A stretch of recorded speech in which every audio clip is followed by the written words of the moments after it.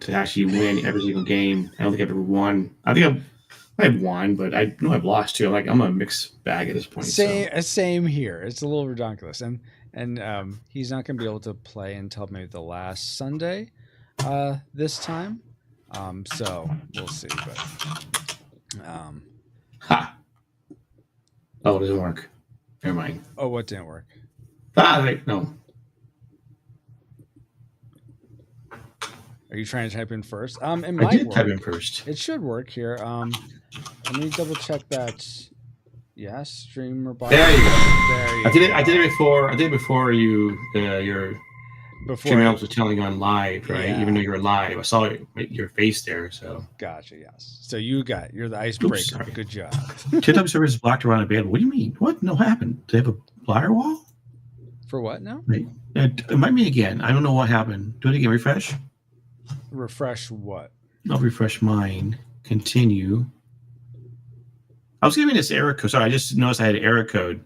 Oh, weird. It was like your blocker. I'm here now. Oh, for blue. Tabletopia. Oh, weird. I'm Riviera. Looks like. You're Riviera. Okay. Let me. So where are you? Okay, you're over there. Okay, cool. And I already set you up as blue. That's fantastic. That works out. I am. I think Hobart. So no. Oh, why is it way over there? Okay. Apparently, I'm gonna pick one of these characters. It could be anyone. So, you're Riviera. I'll pick. Well, that was what I defaulted to. Yeah. For me though, it didn't default to one. It essentially defaults me to the Warlord, which is hopefully it doesn't portend anything. But I need to reset the cameras, I guess. But I'm going. Well, we always say, right? You're always the Warlord. Gosh, even Ashley teases me about that. I'm gonna just play as Saffron this time, and she would know. Oh my gosh! We do a little intro. Welcome, rewinders and board game lovers. If you're a fan of board games that are still in development, you're someone who enjoys movies from the 80s and 90s, or just someone who's looking to make new friends or forge deeper friendships with the friends you already have, then this is the stream for you. My name is Francisco. I'm joined by Kennethan on Twitch. Say hey, Ken. Hey, Ken. And him and I are going to play the 2-player version of Junkyard Juggernauts, which has been probably the least amount tested of all the different variants. I've certainly done solo plenty of times, and though that's still being worked out. And the 3 and 4-player, the 4-player one's probably been tested the most. But this would be an awesome chance to get to test the 2-player version, where for this time out, essentially we're playing where the Warlord. We're still playing where the Warlord isn't picked at this beginning of the game. We will pick the Warlord. Let's see, I'm going to put the Warlord up here in the red bag, as well as one other card. The other 2 cards are going to go into the deck. We'll shuffle that. But one of us will pick the Warlord. We'll both draw from those 2 cards after we complete or free one of the cities. Then after the second city is freed, we'll reveal who the Warlord is, though by process of elimination. If I get the Warlord card, Ken will know I'm the Warlord, and vice versa. But the Warlord can still shift over the course of the game, depending on if, let's say, I am not the Warlord, but I collect a bunch of corruption, then Ken comes and lands on my space or passes by my space. The Warlord will then go to me. So it can be a hot potato type situation, or if one of us just really wants to be the Warlord, you can sort of prevent from the other person from getting it. But we'll be playing that way, see how it goes, and seeing if it's balanced when it gets to the final confrontation. Ken, I'm trying to recall. Oh, just some housekeeping for you, Ken. The player aid card is updated to the latest information, okay. So the icon should be all right. The info about what all the things do should be correct. Okay. The handle corruption is updated. You pointed that out last time you played. As like, this says something different from what you're saying, Francisco. It's correct, is it now? And then the other thing to note in terms of purifying corruption is that, and it says this on the player aid, but just so you're more aware, you can take corruption to Eldricken Arc and you pay for each corruption you're cleansing into potions. It's going to become it's going to cost however much, wherever the warlord power multiplier is, that's how many metal it costs per corruption. Whereas so it could be a range from 1 to 3. Whereas at Ashley's, it always just costs 2 metal to purify corruption. Okay. And then at Seneschal, if Seneschal's open, you can purify for free. Let's see. Last time we played, you played with the specializations. Is that correct? Yeah. Okay. Yeah, I did. Cool. I'm just, hey, Dale. Hey, Cool Deluxe. Oh, geez, that's who was. Oh, gosh. What? My brother was going to join. Cool Why Deluxe, did you do are that? you You still said- available? Because I was like looking through all my messages and I totally forgot to look That's through right, you did say Telegram. that. Yeah, and I am so sorry. Are you still available, Kitos? Because I would love for you to join. I am. Geez, I just blew it right there. Because I'm like, I could have sworn there was someone else, but I'm just like going through my Discord, going through my Facebook Messenger, and not seeing anyone. And it's of course because it's in Telegram, because that's how I talk to you.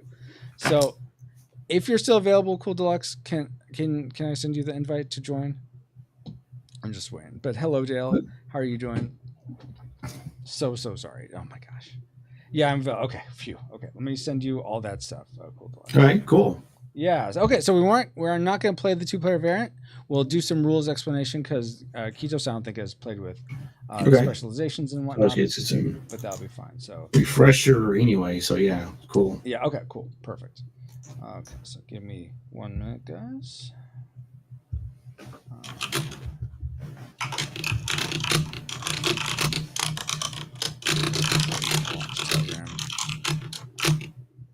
Here.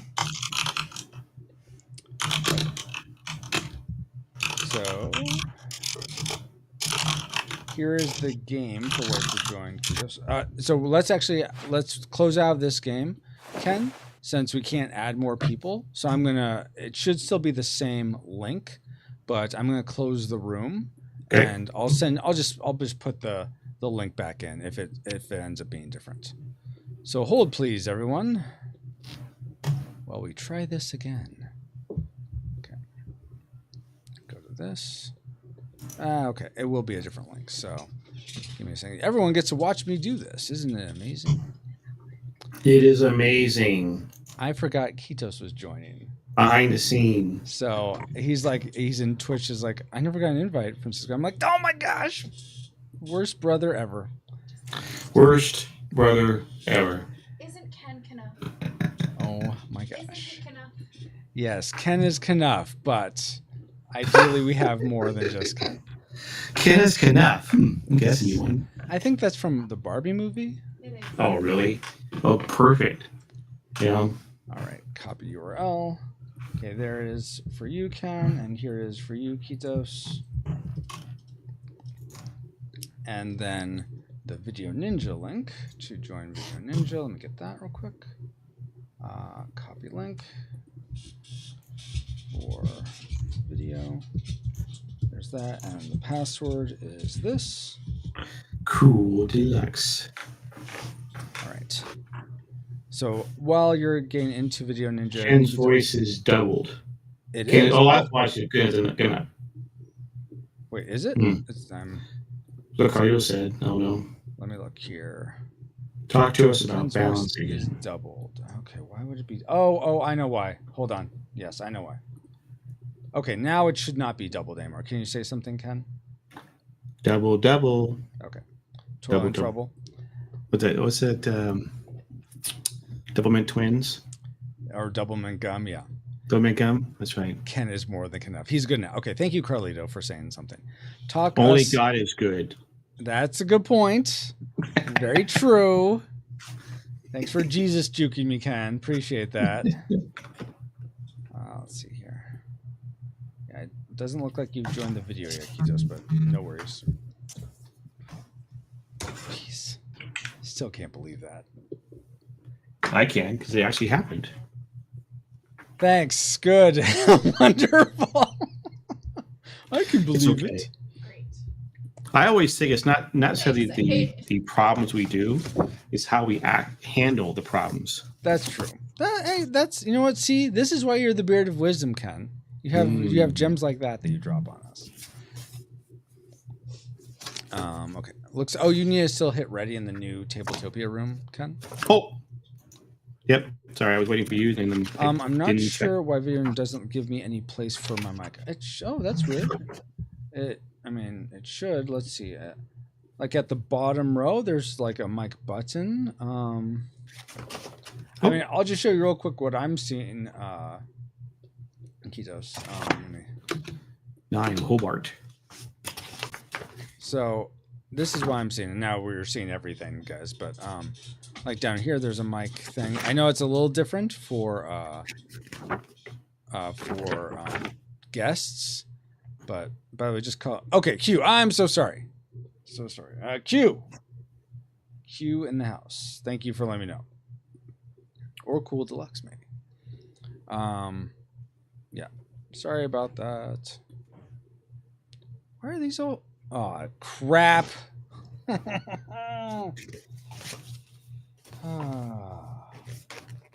Pro streamer here, guys. Literally just video of you two. That is strange. Invited guest. Let me double check that I sent you the right link. I may have done the wrong link. Surprise, surprise. Q. For what? For the ninja? Yeah. Oh, to him or to both of us? Try that one, Q. I did send you the wrong link. It's like it's only showing me you guys. That's why. Yeah. So I sent you the wrong link. I sent you like the capture group scene link that I had put in OBS. And we're going to have to do Tabletopia one more time because I did the 1 to 5 player version, which is old, instead of the right metal version. So. All right. Yes, I want to delete room. We're going to do this one. Select room. I forgot I needed to redo that. So.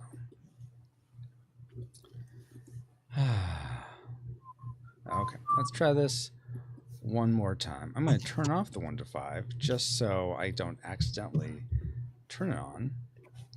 Save. Okay, let's go. I hear you. Okay, I don't hear you yet. Cool. Q. Because I was just telling Ken this. I have to unmute all the guests. Okay, so now I hear you. Thank you so much for your grace with my stupidity. I don't know if that's really the right word. Well, he's used to it. Okay, he's known you for decades. Oh my gosh! Sorry, am I live? Hold on, they can't hear you on stream yet. Q, so just a second. Well, I have to add you. Hold on, I'm working on it. Okay, and you will just hear Q. You won't see him because you don't have a video, right, Q? Correct. Yeah. Okay. But say something real quick, Q. Hello. Okay. Testing. Yeah. Saying something real quick. Yep. They should be able to hear you now. Awesome. You could do. This is something. Actually, yes, it is something. Something. Mark Antony's speech. A what speech? Mark Antony's. I've never. Is that Friends, Romans, countrymen. Oh. Lend me your ear. What's the Henry V speech? Who does the Henry V speech? I don't know. That was a different one. Okay. Well, I don't know. I did that one time last year. I think it was. Here is the new link, guys. So I'll send Ken in Discord and Q in Telegram for Tabletopia. Join. This one should be the one. And yes, it is something, Ashley. You are correct. Something. All right. Okay. Good job. And Q, the last time you played, there wasn't any metal or tracks or anything like that, or specializations. All that I imagine sounds very foreign, correct? Yeah, I don't know what any of that is. So we're playing a game called Uno, and I think this is set to take the world by storm. Scythe. Oh, that's Scythe? Yeah, this is Scythe. Yeah, exactly. Yeah, we're playing Scythe. It's like Scythe and Wingspan mixed together. Yeah, that's what it is. I'm Hobart again. Oh my goodness. Okay. Oh, are you? Okay. You're Hobart again? I thought you were Riviera before. No, but we did the 5-player game with Hobart.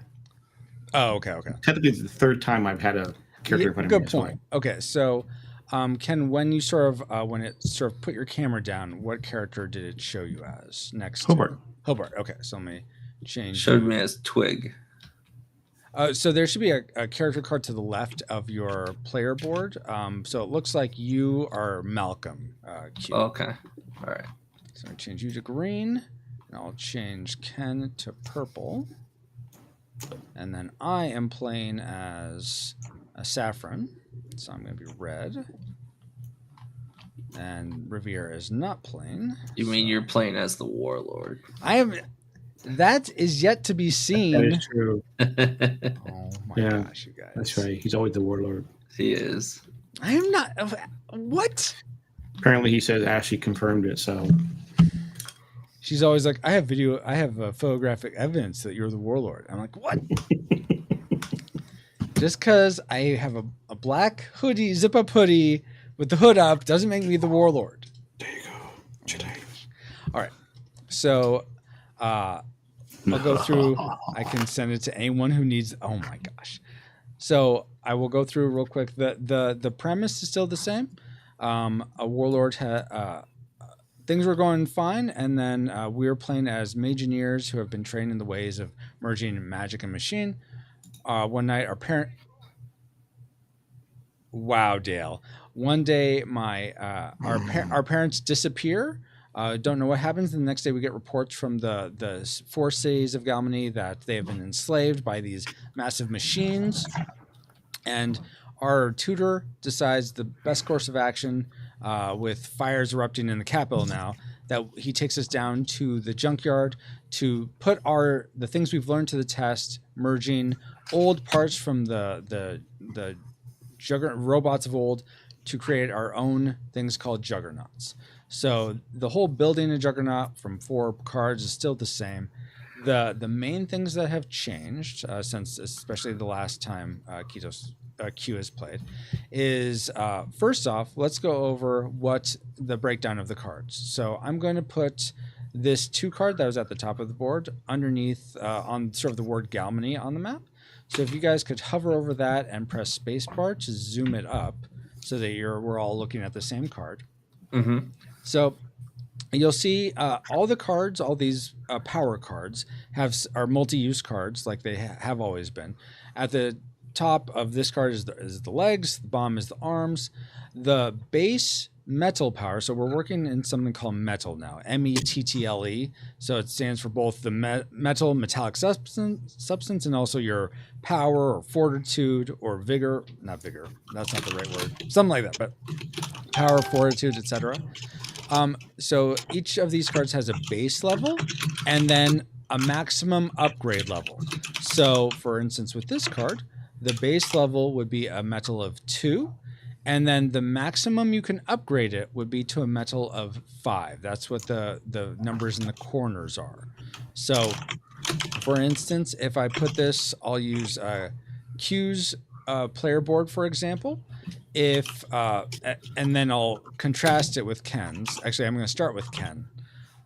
Ken, if let's say you took this card and placed it as your arm, okay? So are you able to see that this over here 2Q? Yeah. Okay. So if I place it as an arm, that means he would have an attack strength of 2 to start for this arm. So yeah, he would move his little metal tracker cube to the 2 spot for this arm. Now, as we play, you can increase your metal. You can upgrade it. There's a few ways to do that, but let's say he upgrades it, but the maximum he could upgrade to is this 5 level. He can never go higher than that. Okay, Ken? Can never go higher than that. Yeah, I gathered that finally. Okay, yeah. okay. That came up Yeah, in one of the last place. So it starts at 2.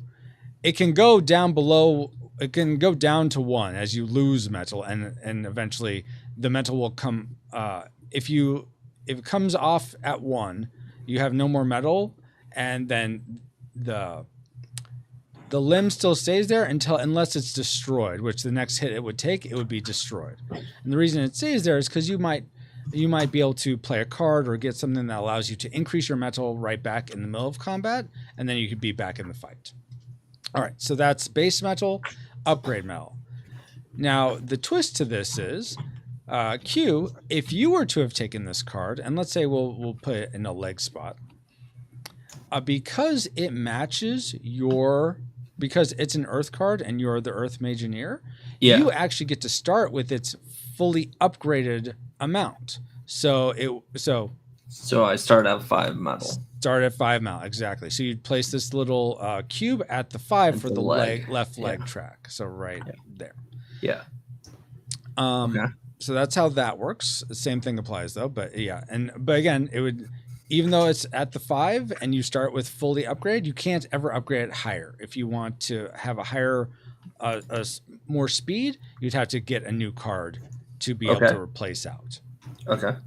And there's plenty of opportunities to replace cards out, but that's the main things with the metal amounts: the base level, the upgrade level, and then the same sort of applies in terms of the amplify effects are still there, and they also these power cards can also count as potions.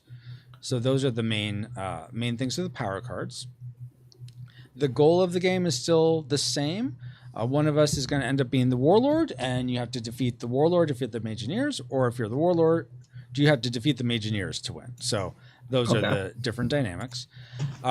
None of us start off being the warlord. The warlord is picked after we've beaten the first city. It's almost like the first city is beaten, then wherever we are on the map, there's some temptation. There's some event that happens, and one of us will secretly draw the warlord card. They will stay the warlords in secret until the next city is beaten, and then the warlord will be revealed to everyone. But depending on who has more corruption and where people move, the warlord card can be passed to another player.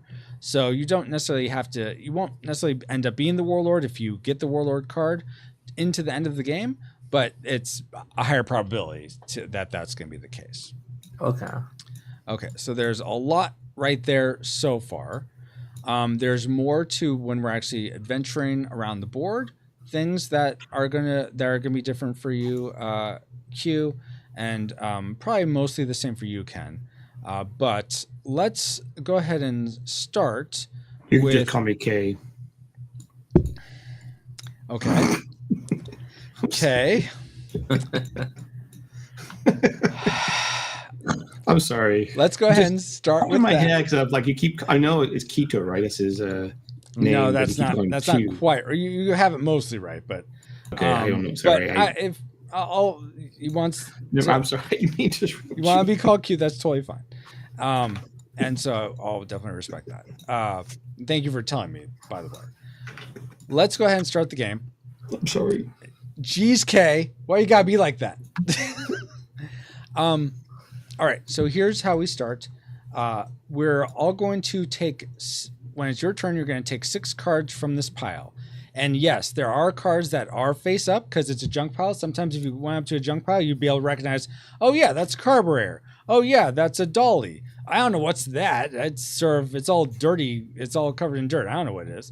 So much like an actual junkyard, we're going to be picking from this pile.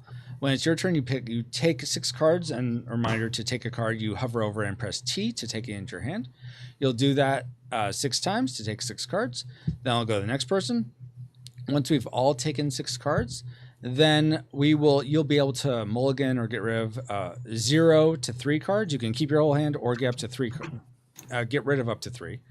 Once everyone's decided how many they're going to get rid of, we'll shuffle those cards back into the main deck, and then we will deal out that same number face up, and whoever got to take their cards last will get their first choice of all the face up cards. So it's usually good to go last, I guess, because then you have a better shot at getting cards you may want. But if you see a bunch of cards you want right at the start, it's better to go first. So it just depends. But it's sort of a snake draft in that regard. But there's just 2 rounds to it. Any questions on any of that before we get going with the salvage phase? Nope. Either of you? Nope. Oh, nope. I'm good. All right. So you can. It's usually the last person to have fixed something gets to go first. Fix something. Yes. If we can't figure that out, we'll just roll. I put my new windshield wipers on my car a couple days ago. Okay. Do you have that beat at all, Q? Not that I know of. Okay. So we usually go clockwise. So Ken or K, you're going to go first. Then it's going to go 6 cards, right? You said to me, then Q. Yes, 6 cards. And use T to take, right? T to take. Yes. 1,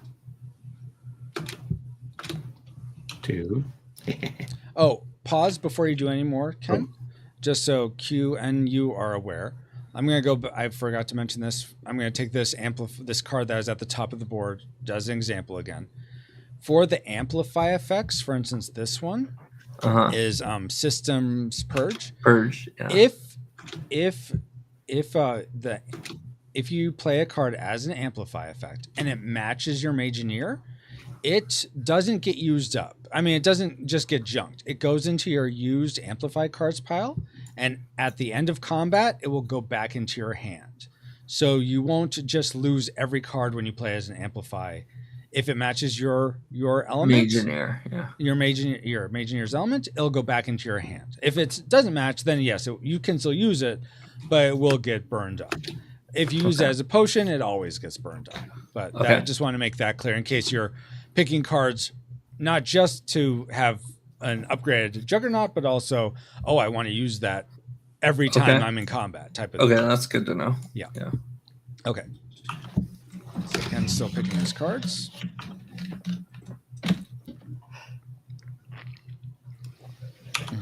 Right, 6 cards. All right. And it's so my turn now. And let's see, red. Okay, I'm gonna go this, this,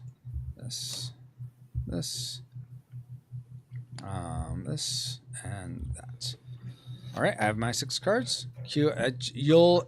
There are more than 6 cards there because this is for a 4-player game. So just take whichever 6, and then I'll put the rest in the pile. Okay. 1, 2, 3, 4, 5, 6. Okay. Let me take these and put them in here. All right, let me shuffle that. Now go ahead and if there's any cards you want to get rid of, just put them face up or face down, as it doesn't really matter, in sort of the area underneath the junk pile. Face up or face down? Yeah, it doesn't really matter. Oh my gosh, Cellcast. My name. I don't think you guys can hear that, Ken and Q. But whenever someone types in Roy in chat, I hear name ain't Roy because my name's not Roy. It's Francisco. Or Retro. That's Francisco Roy?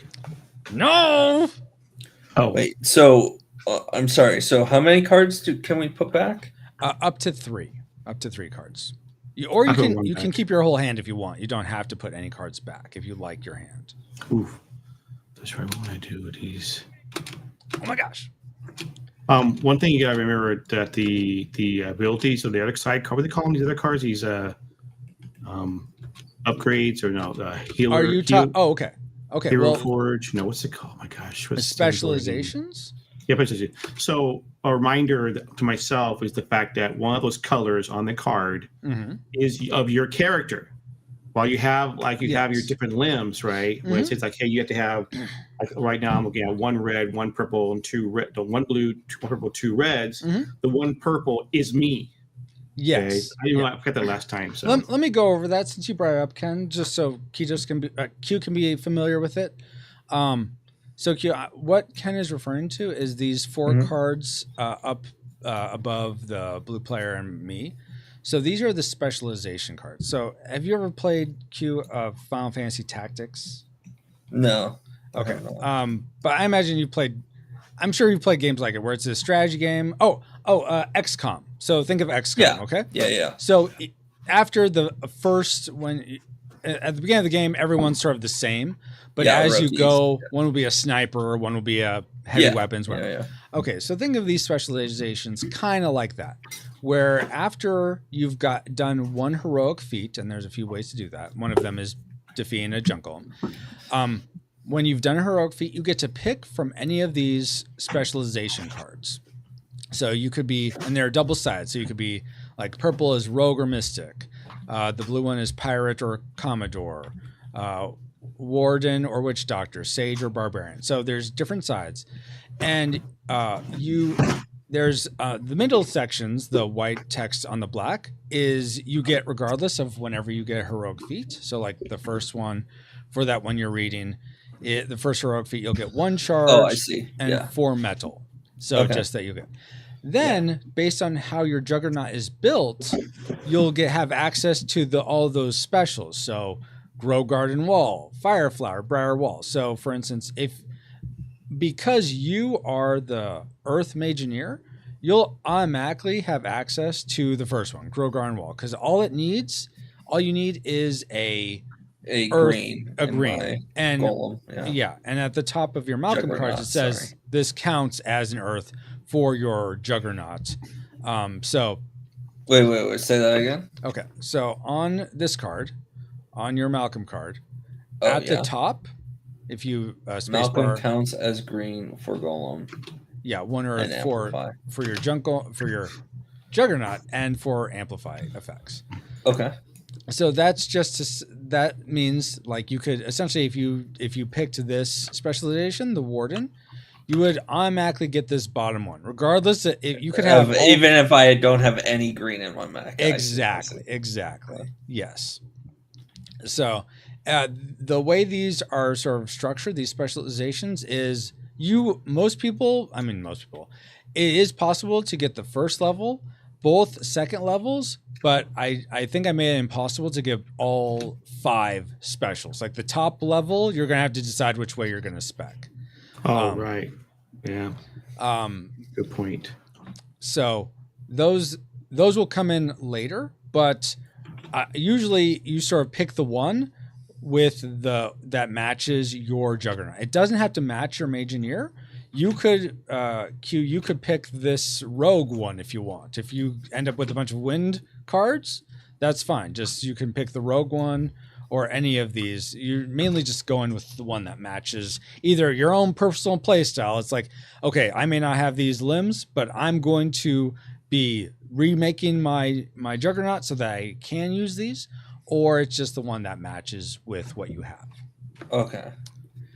But great point, Ken, to bring that up. That yes, it affects what metal you put down. Yes, and also I will say, Hobart's one of the things with Hobart is he starts with one of these charges. Oh, so what is this symbol?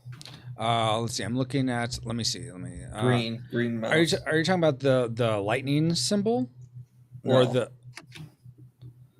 under Grow Garden Wall, right? Yep. Sacrifice combo of any 2. Potion and what is that? Okay, that's metal. That means you're essentially your metal, the life that's in your limbs. Okay. Yeah, because we're not doing HP anymore. It's actually like each limb has its own HP, I guess, which is your metal. I got it. Yeah, I see what you're saying. I like that. Sorry, go ahead. No, that's fine. And we'll get to this later, but the little lightning bolts are your charges, which are those little box sections on your Magineer. Essentially, it's a way to put a status effect on another on a combatant, on the person you're fighting against. Okay. All right. So we've let's see. I think it looks like Ken got rid of 1 card. I'm gonna get rid of 1 card as well.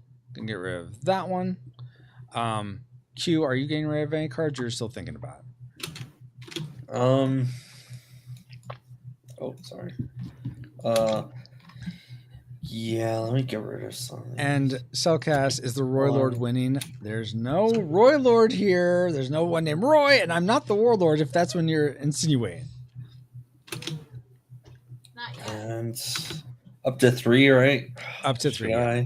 Keep in mind, though, Q, that in case you forgot, these ones, this First Aid and this Mage Stone Alchemy, you would be able to reuse those over and over again as amplifies because they match your Magineer.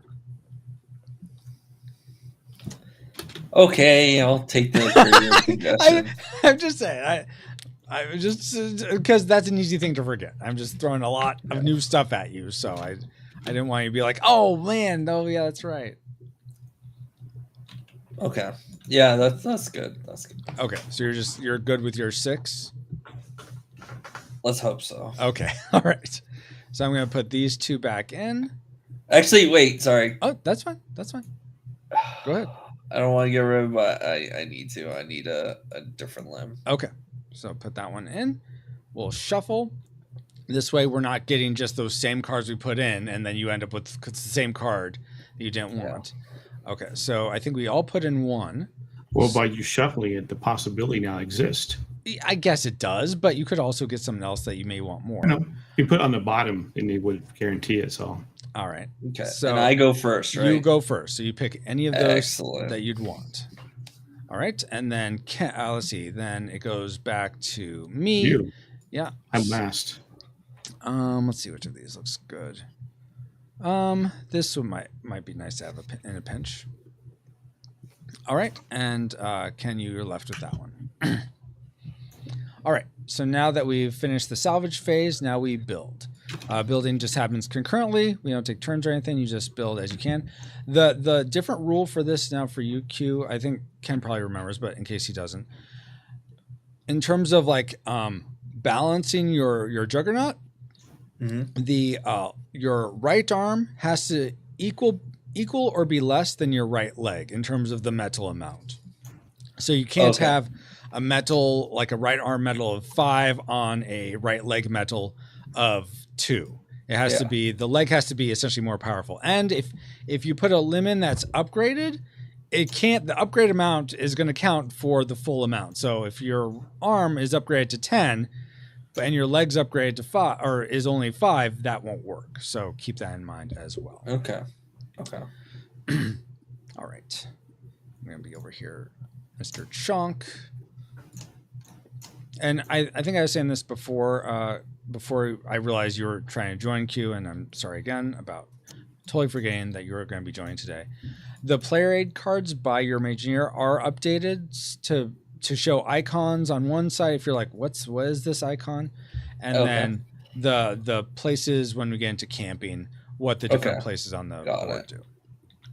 All right. Got it. I'll go with this here, of course. And then,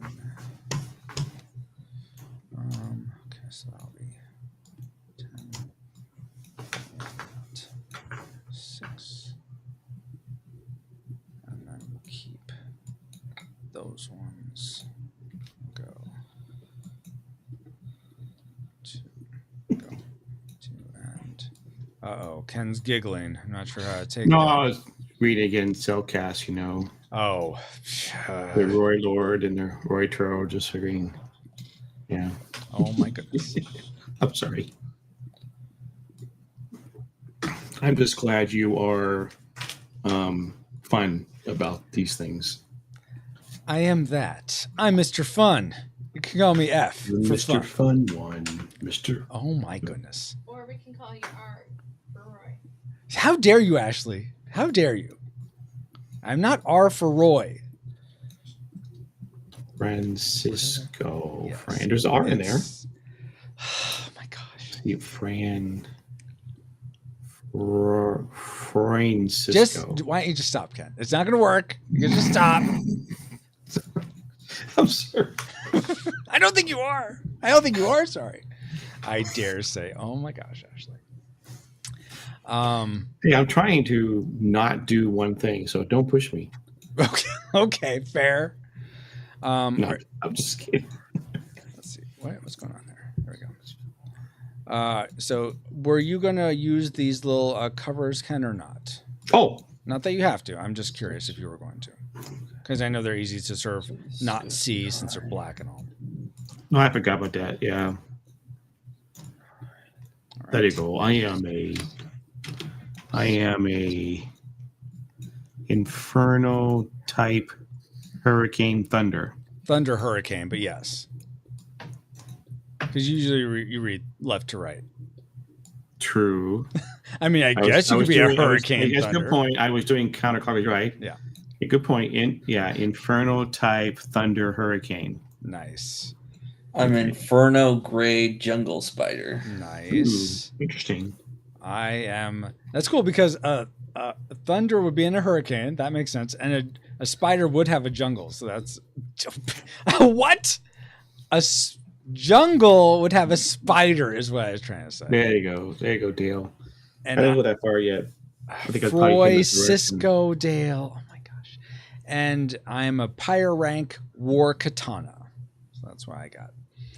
All right. So why Rice-A-Roni, the San Francisco treat came to mind. I'm not sure why, So go ahead and take your standee. It depends on the angle you're at, but it's either going to show your Mageneer or a Juggernaut of your color, and put it on the junkyard. Yours is up here for some reason, Ken. Okay. Well, I moved it. Oh, well, that would be why. At one point, yeah, but... All right. So your legs add together is still your speed. Your arms add together is your attack strength. To determine who goes first, and then we'll go counterclockwise or clockwise after that, we need to determine who has the highest speed. Currently, I have, 12 speed. I have more than that. I have 17 speed. 17. What's yours, Q? 9 plus 6. 15. 15. Okay. So, Ken, you're going to get to go first. So I get to go first. Okay, so hero quests happen at the quest. And hero quest? We're playing Junkyard Juggernauts, Ken. No, I'm trying to get my what you call it? That additional heroic feat. You're trying to get heroic feat. Heroic feats. Yeah, I think heroic. Okay. So I got to find the heroic feat means going to a quest, yes. Or it's also. So let me go over camping real quick. Disbanding bringing camp and disbanding it. That's right. The whole camping dynamic, I believe, is new to Q. So let me go over that real quick. So we all know how to move and how to camp. All right. So how movement and travel works in Junkyard Juggernauts is we're all going to take our turn to move to one of the map markers, and we all start at the 3. We all have essentially 3 fuel to start with. So you can move up to 3 map markers away. Then when you've moved there, your fuel cube goes down 1 on the travel tracker. That's how movement works. And so 3 away for, let's say, Ken would be each of these circle markers on the map counts as 1 travel unit. So 1, 2, 3 would be a maximum move that Ken could make in this case. And so we all move. So Ken just moved. And then after we all move, we're going to camp, which is an acronym for complete a quest, augment your juggernaut, meet the locals, patrol the bounds. What each of those entails is, and I don't have this, I don't have these specified anywhere, but completing a quest is if you have a quest and you have to travel to a certain place, your action at that map point is to complete the quest. If you're augmenting your juggernaut, that's essentially you're stopping wherever you're at, and you can do an augment anywhere. You can always do an augment wherever you're at, regardless of what the map marker is. But an augment is you would roll 2 dice, you would subtract the lower from the higher, and whatever number that is, let's say it's a 4 and a 2. So 4 minus 2 is 2. You get to add 2 metal to your juggernaut. So you're like tinkering with the wires, you're like shaping the metal, you're augmenting it to be a little bit better. Okay. You also increase your fuel by 2 when you do an augment. So your fuel cube would go up by 2 on the track. Okay. However, because augmenting is kind of a selfish action, it will cause a corruption token to come out on the map, and we roll for where that will come out. It'll come out next to one of the cities. There's these little numbers next to each city and also the junkyard. And that when we roll for the dice, that'll determine where the corruption comes from. Meeting the locals is essentially what is on your player aid card. So if Ken goes to this brigand camp, he looks on his player aid card. Let's see. And it says brigand camp. What can I do? I can gamble. Okay. Pay 1 potion or 2 metal to roll 3d6. Take 2 amplify roll results. I can disband. Lose d6 number. So I roll however many Warlord power multiplier. That's what the little Jungle icon is. That number of D6, I lose that much metal and gain a heroic feat by disable the camp. Or if I'm the Warlord, I can gamble for free and then immediately disband. So you keep other people from gaining a heroic feat, essentially. But none of us are the Warlord right now. Ken is going to this camp, but we're all going to move first. So, okay, so that was me and the locals is something on that card. Finally, patrolling the bounds is, and you can do patrol the bounds anywhere. You will go to a map marker. You will take 2 cards from the deck, and those 2 together form like a random beast that you're going to fight. And then if you win, I have yet to find someone who hasn't won a fight against a patrolling the bounds beast, but I guess it could happen. If you, when you beat it, you will either get you'll roll, and depending on if your roll matches the Warlord power multiplier number down here, if it matches, you'll actually get to take a quest card and just get the loot automatically. It's like the beast drops some awesome loot for you. But if you don't get any, if it's doesn't match the number, you'll get a potion. So that's what patrolling the bounds does. Okay. So I think that's player turn marker. What is the black circle with the are you talking about this one, Dale? This is to help us keep track of when combat happens. Or whose turn it is in combat. That's a player turn marker, but it means player combat marker. Yeah. The way we keep track of turns is it's always going to be in the same order on this travel tracker. So we're just always going to go in this same order. So Ken, me, Q. Ken, me, Q. All right. So Ken, you moved, or is this where you want to move? To do the rigging camp. Okay. So I want to get my hero feat. All right. You're going to do that. I am going to go to this. Well, yeah, I'm gonna try for this. Oh, dang it. I know I'm gonna go to this village, because augmenting at a village, you actually get a increase to how much you get to augment. So I'm gonna do that. Where does it say that? I believe I put that on the player aid card. Hopefully. Yeah. So villages affects augmenting and patrol. If augmenting Juggernaut, add 1d6 to your metal augmented, and you also increase corruption. If patrolling the bounds, roll an extra 1d6 for loot. If no loot, gain 1 extra potion. So that's what happens at a village. It sort of increases what you get from augmenting or patrolling. Okay. So Q, now it's your turn to go wherever you want. And Ken, don't forget to lower your movement cube, your fuel cube. Okay. I can move here, right? You can, though, if you, let's see. Let me look. You will take 2 metal damage unless you have, and it doesn't say this, it'd be in the rule book, but if you don't have a water limb or you're not the water mageneer, you will take damage going through lava road. But I have a fire limb. Yeah, but that doesn't keep you from getting burned. You're not immune to fire. That's lame. Yeah, okay. I thought that was if you had the fire limb, you were immune. Yeah. That's what it used to be, I think. Okay. Maybe? I don't remember that, but I suppose that's possible. It's been a while. I mean, been doing this for over a year, so that's certainly possible. That was that. I mean, it was a lot different a year ago, let me tell you. And then can I take the ferry somewhere? So the ferry isn't, I mean, yes, essentially it just is a map marker that you can travel between these 2 ferries. So if you want to go up there, you could do it. But the only things you'd really do on the ferries is augmenting or patrolling. And Paul says, the Bob the Potato effect isn't fading away from the captain's face.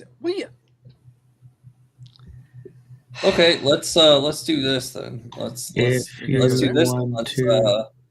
Let's augment. So we're gonna go in the same order now for keeping. Oh, okay. So you get to the location and then you choose. Yeah, exactly. That way you're not like someone goes and fights a jungle and now it's my turn to finally travel. Okay, now what do I? It's just so that you have a little bit of Got it. stuff to do. I'll be faster next time. No, you're fine. Q. Okay, what are you doing, Ken? You're disbanding this? I'm disbanding it, so I'm going to get a hero feat. And it Whatever, says- Paul. I don't know. Bob, potato, tomato, whatever. So it says I lose a genie D6 It's medal. It's not, I'm sorry, I don't know what that symbol means. so that matches.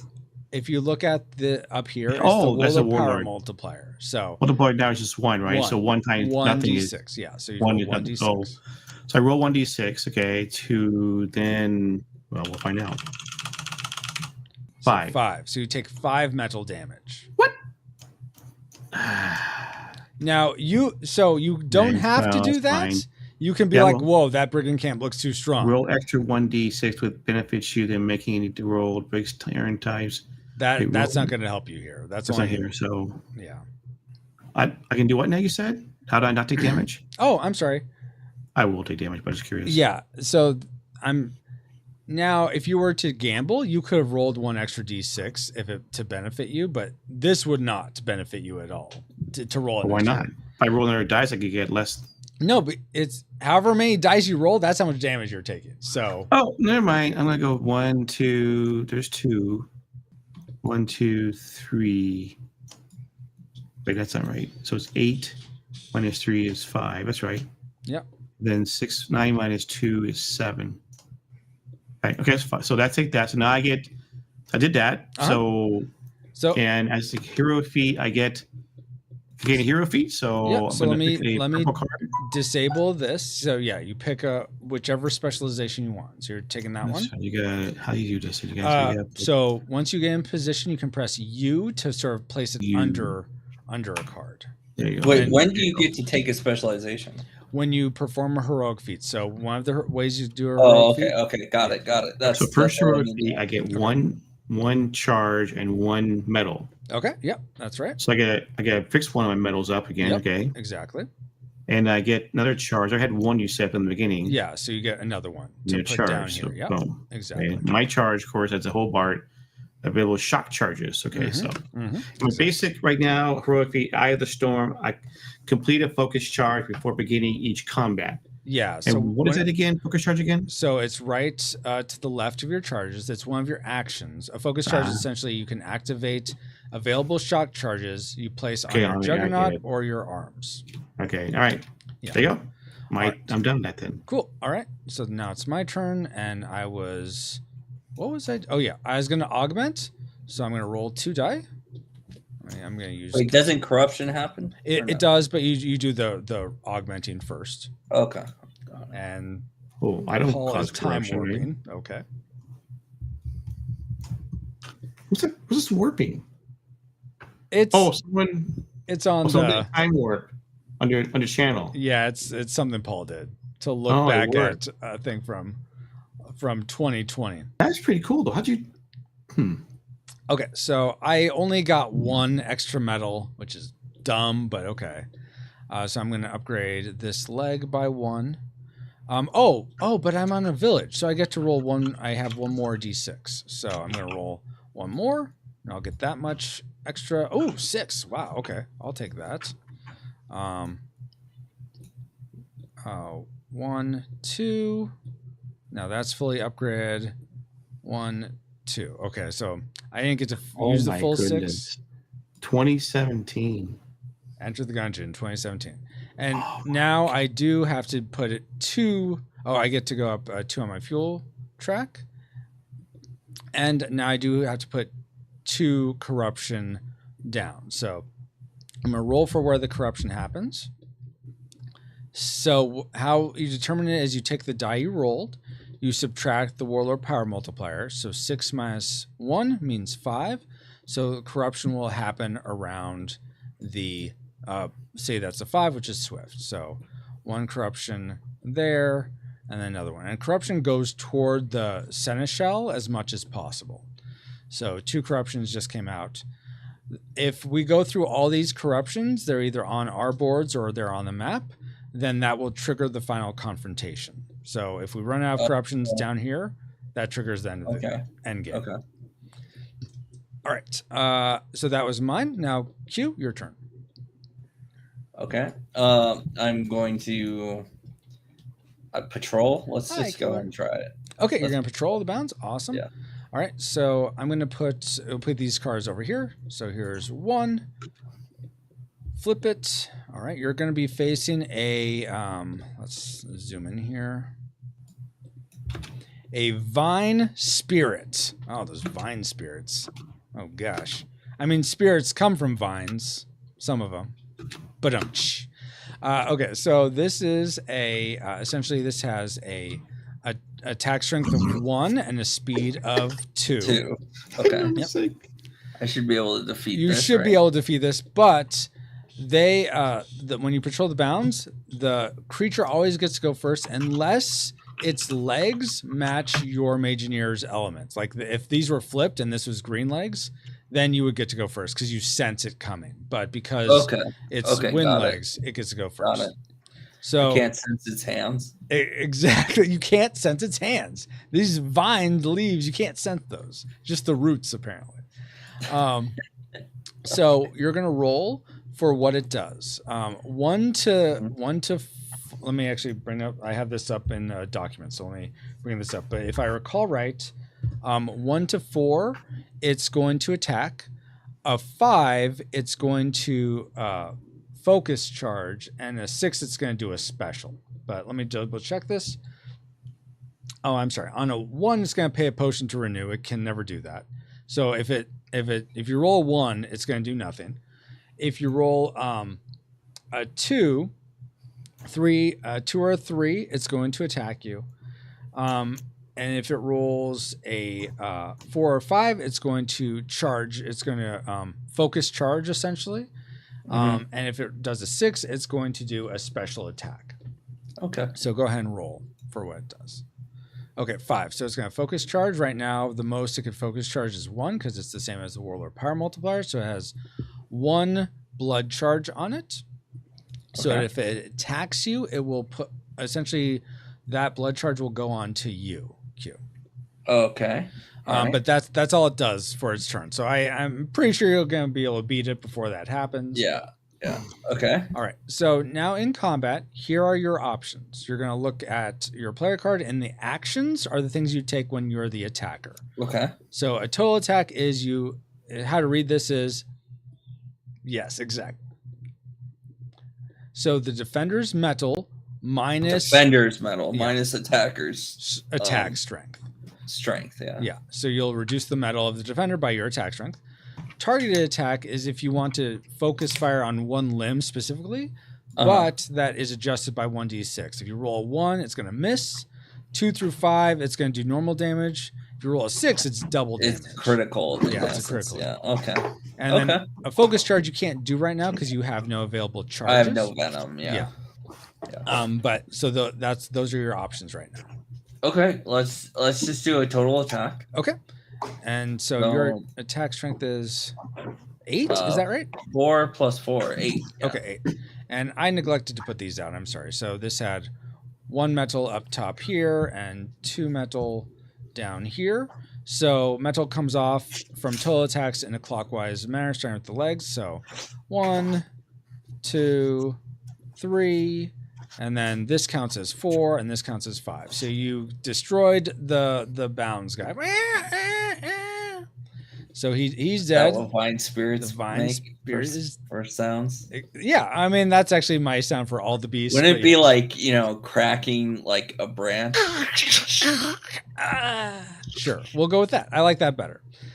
So when you kill a beast, you have the option of taking one of these cards, but you have to replace it with the card in your hand. Q.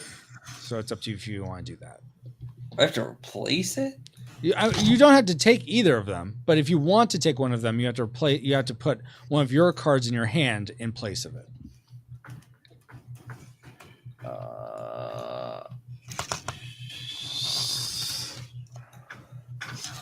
Hey, so Killer over on the Rumble said, hello again. Been a while? Yeah, been a while. How are you doing, Killer? Yeah, no, I won't take either. Okay, won't take either. Okay, then finally, you're going to roll the dice to see whether you get loot or potion. You have to roll a 1 if you want the loot. Otherwise, it's just going to be a potion. Okay, 6. So you get a potion. So we're going to flip over this table, and you get this potion. There you go. All right, that is Patrolling the Bounds. Q edition. All right.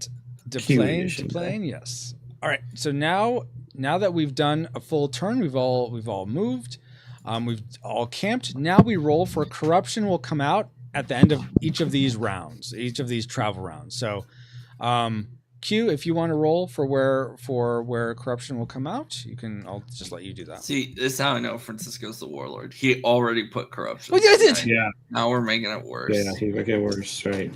One. Okay. So corruption doesn't come out here because 1 minus 1, because you take the number minus the warlord power multiplier. Okay. And it's 0. So corruption does not come out this turn, which is awesome. Man, I'm glad I'm not See, watching. I'm your not the stream. warlord. I'm glad your stream is muted right now. I'd be so distracted. By calculus, yes. Everything. All right. So now we're back to Ken. Where are you going to travel to, Ken? Alrighty, I can travel 2 places, and there's corruption there. So let's see. Let's say Fixer's Ferry. Yeah, it's just a way to get up to Fixer's Bitter Ferry Run. is nothing. Just Nothing.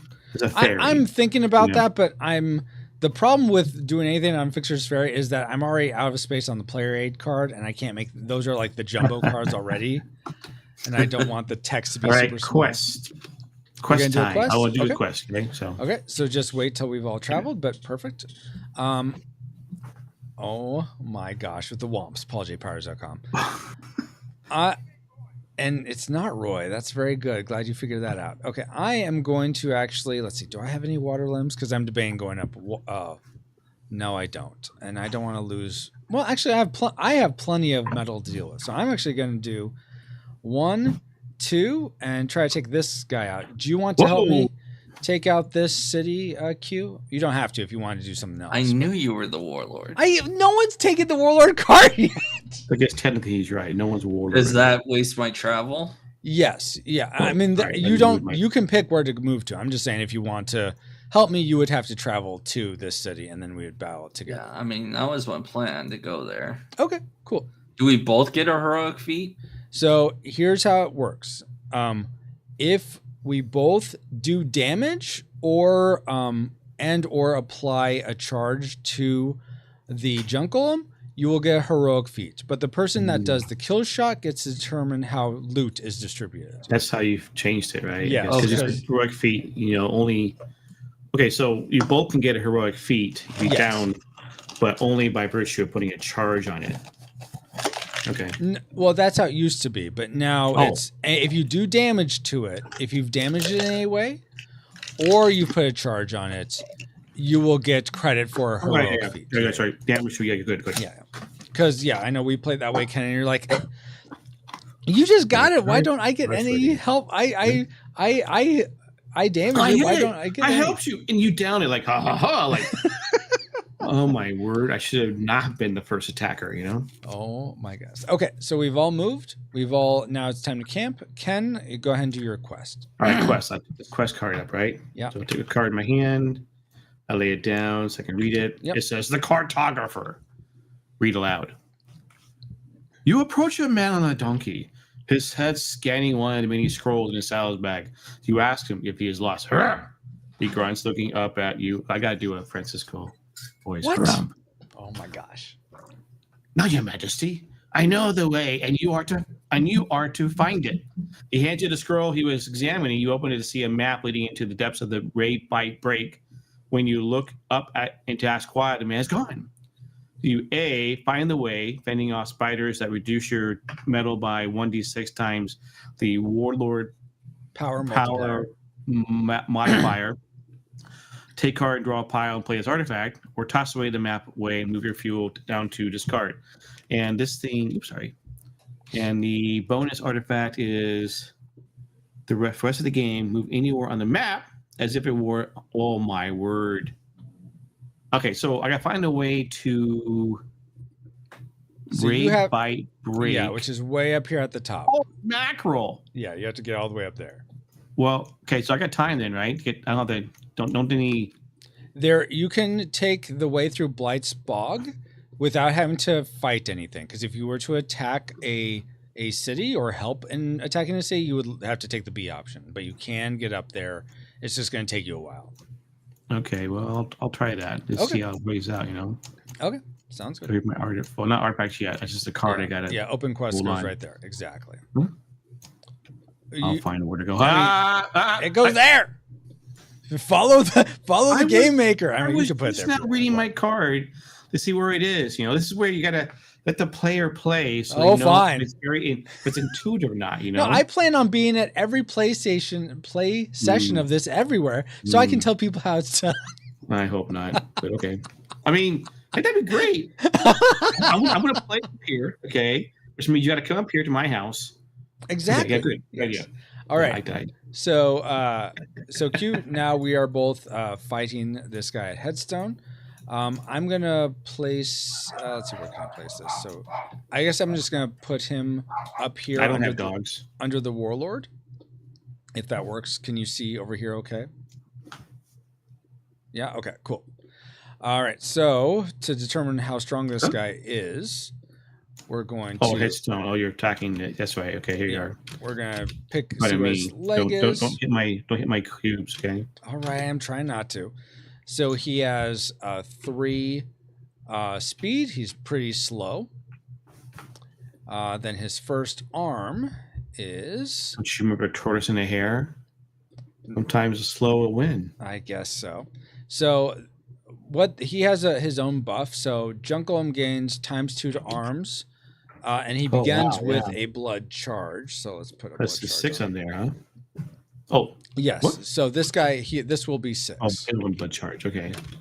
So 6 there, and if he gets a red limb, then it's fully upgrade and double. Yeah. So let's hope for not a red limb or a fire Let's hope limb. for a I red should one. say. I mean, I'm not the warlord.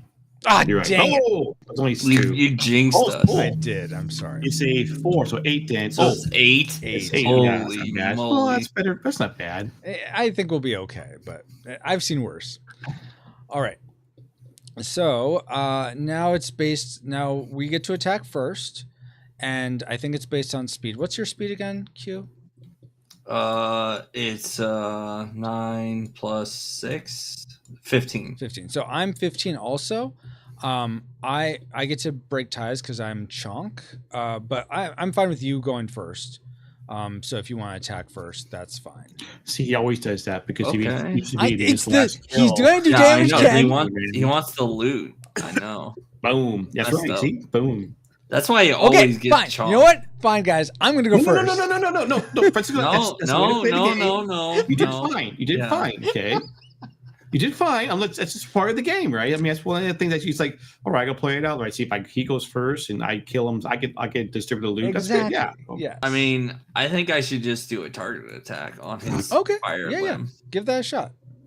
Yeah, let's do a target attack on his fire limb. So, Honest fire limb. Okay, so roll die. so, Roll die. so it's defender's metal minus my adjusted by d6. Okay. Yeah. So roll. What does that mean? So you missed. Oh, I missed. You completely missed. Yeah. Missed. Can I potion to cancel it? You can't. No. Can I roll an amp? Can I do an amplifier? or Yeah. So something? I will say, because you could have played an amplify before. So since you haven't done that yet, if you want to play an amplify, Okay, you can do this that. is when I could have done. I can do that as an action. So that's Not as an action. It's in addition. You do it before your action, but you can, since Oh. you're still getting adjusted to the new operation here. Go ahead and So do it now. It's not going to undo the one. You'll still miss. But if it's going to do something else, like disable one of its limbs or destroy something, you can still do that. Well, Twig's Yeah. Twig's ability is based around the defensive role, not attack role, right? Exactly. Yeah. So that Okay. doesn't that would So okay, if I not that one. If I play this one, Mhm. right? Oh yeah. Oops. How do I rotate it? Q and E it rotates. Oh, okay. Yeah, destroy any limb and owner gets that many potions, right? Yes. So just keep in mind that if you were to destroy this 8 limb, the junk golem rolls the die and gets that many potions. Oh, and I should have given. He does get 1 potion to start. I forgot. I neglected to do that. So keep that in mind. He will at least get 1 more potion if you want to do that. But that would definitely destroy that limb. I mean, that's good, right? Yes. What can he do with the potion? He can block more other attacks. But he can't block this one. No. Why not? What? So there is a way. I haven't done this with the AI yet. This is more player versus player. But you can pay potions equal to the base metal amount to stop and amplify if it's going to damage you. Let's say AI is not smart enough for that. We'll do that, yeah. Right now, they just will use potions for damage, which this isn't technically damage. This is an amplify effect. Okay. All right. So I roll, right? Yeah, you roll for All right. So this is your fault, okay? my fault. Your fault. Yes. Just a flesh wound. You said it didn't do any damage, right? So apparently it didn't do anything, right, him. So that was your fault. I wasn't going to do anything. You're So hilarious, Ken. I'm All right. listening to you. Okay. I'm listening to and getting away from your stare, okay? Ah! So he gets 3 potions for that, but this limb is destroyed. So good job on that, Q. Yeah.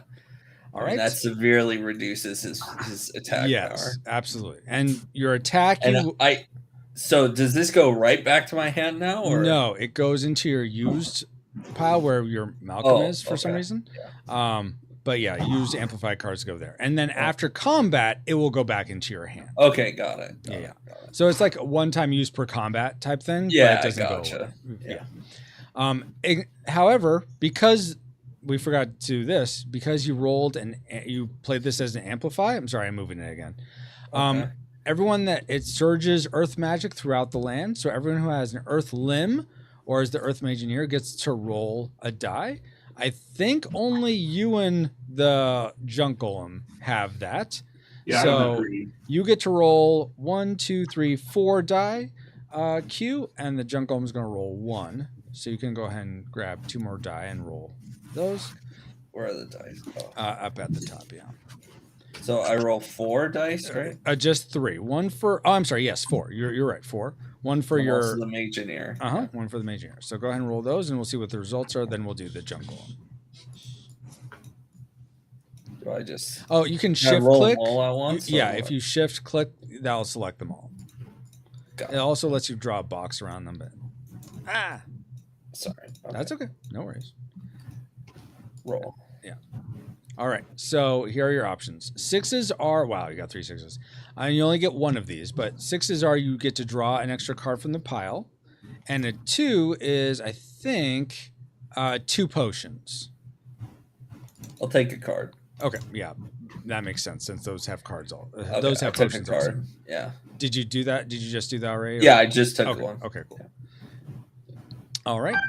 And now we'll roll for this guy. He gets a 4, which means he gets 4 more metal. So we'll add them. 1, 2, 1, 2. All right. So now his speed is 5, and his attack strength is over here is 8. All right. So that's Q's turn. Now it goes to me. And I am going to, let's see. I'm going to try to just totally finish him off. I'm going to play Battle Rage. So I get to roll 1, 2, 3. Q, you're going to get to roll 1. Ken, you're going to get to roll 1. I get to roll? Yeah, because Why? you have 1. I'm playing a fire. Oh, amplifier. fire. Sorry, yeah. I thought. Sorry, never mind. And then Wait, but did the bot roll for my amplify? yeah, I rolled for him. That's why he you got did it. 4 more Okay. metal. Yeah, yeah. Oh, okay, got it. Yeah. Got it. Okay. All right. And, I'm gonna roll. I got a 1. A one. 5. Okay, so 5 1's not good. means- That means you disable a limb Q. So pick which 5. limb you'd like to means- disable. Unfortunately, I'll let you I'm gonna got. get a shield? No. Really? Yeah, because it's like an over surge. The surge was too much, and that's what happens. Lame. Yeah. A shield? That's it. What's the Yeah. symbol Here you go. Here's a shield, Ken. Oops, sorry. With your guy. My bad. So this just goes on your juggernauts. That's right. It's a shield. Okay, so Yeah. -5. Oh, It's not Here's the -5. damage. Don't look at the icon. Essentially, what a shield does is the next damage you take that's over 5 is reduced to only 5. okay. So you'll only take a maximum of 5 damage from the next damage source. Okay. So, oh no, I don't want. What did I do there? So okay, now you guys did yours. I'm gonna roll for mine. Wait. Yeah. Okay, my twig, right? Before your action, roll a. I didn't do this at all. Before your reaction, you haven't been attacked. Oh, yet. it's a reaction. That's it's a okay, that's reaction symbol. Yeah. Sorry. The arrow Oh, I get it. Yeah, the arrow up and to the left right is you doing something, and the arrow down is like your Actions. reacting to something. I got it. Got it. Okay, let me roll for my dice. Hey Yoshi, jug of milk versus bag of milk? Sure, we'll go with that, I guess. I'm not sure what you mean. Okay, 3 for me, and I get. Oh, geez, I almost got disabled myself. But I get a card, so I'll take that one. And then he gets to roll 1 because he is the Fire City Junkolum, so he gets a disable also. Bwahaha. So he's going to disable his legs because he wants to prioritize attacking. All right, now I'm going to attack him, and he's going to potion me into oblivion. So I'm going to just do a basic attack. Oh, man, and I did my Bow Rage. So normally I would be attacking him for 6 plus 3, 9, 18, because Bow Rage doubles it. But he's going to use a potion against me. So that will move the potion tracker up 1. Up 1, Francisco. I don't want to use any of the cards in my hand against that to stop it. So I'm just going to be done. Wait, can I help you though? You can't help me. No, the potion contests are just between the You direct and the person. defender and attacker. Yeah. So now it is the Junkolum's turn. Okay. So we're going to roll for what he does. Let's get that dice out of there. So he is going to do a 1. So he's going to renew. So he's going to pay a potion to get rid of any disables or negative effects on him. So he's going to pay 1 potion. So this one goes away. Go back to here. I'll take one of these and give him these 2 potions back. So he's paid a potion for that. He now doesn't have this disable anymore. And that's his turn. So now it's back to you, Q. Okay.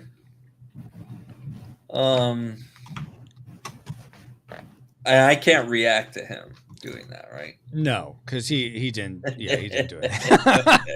You don't get to do that. Bwahaha. No. Okay. Let's see.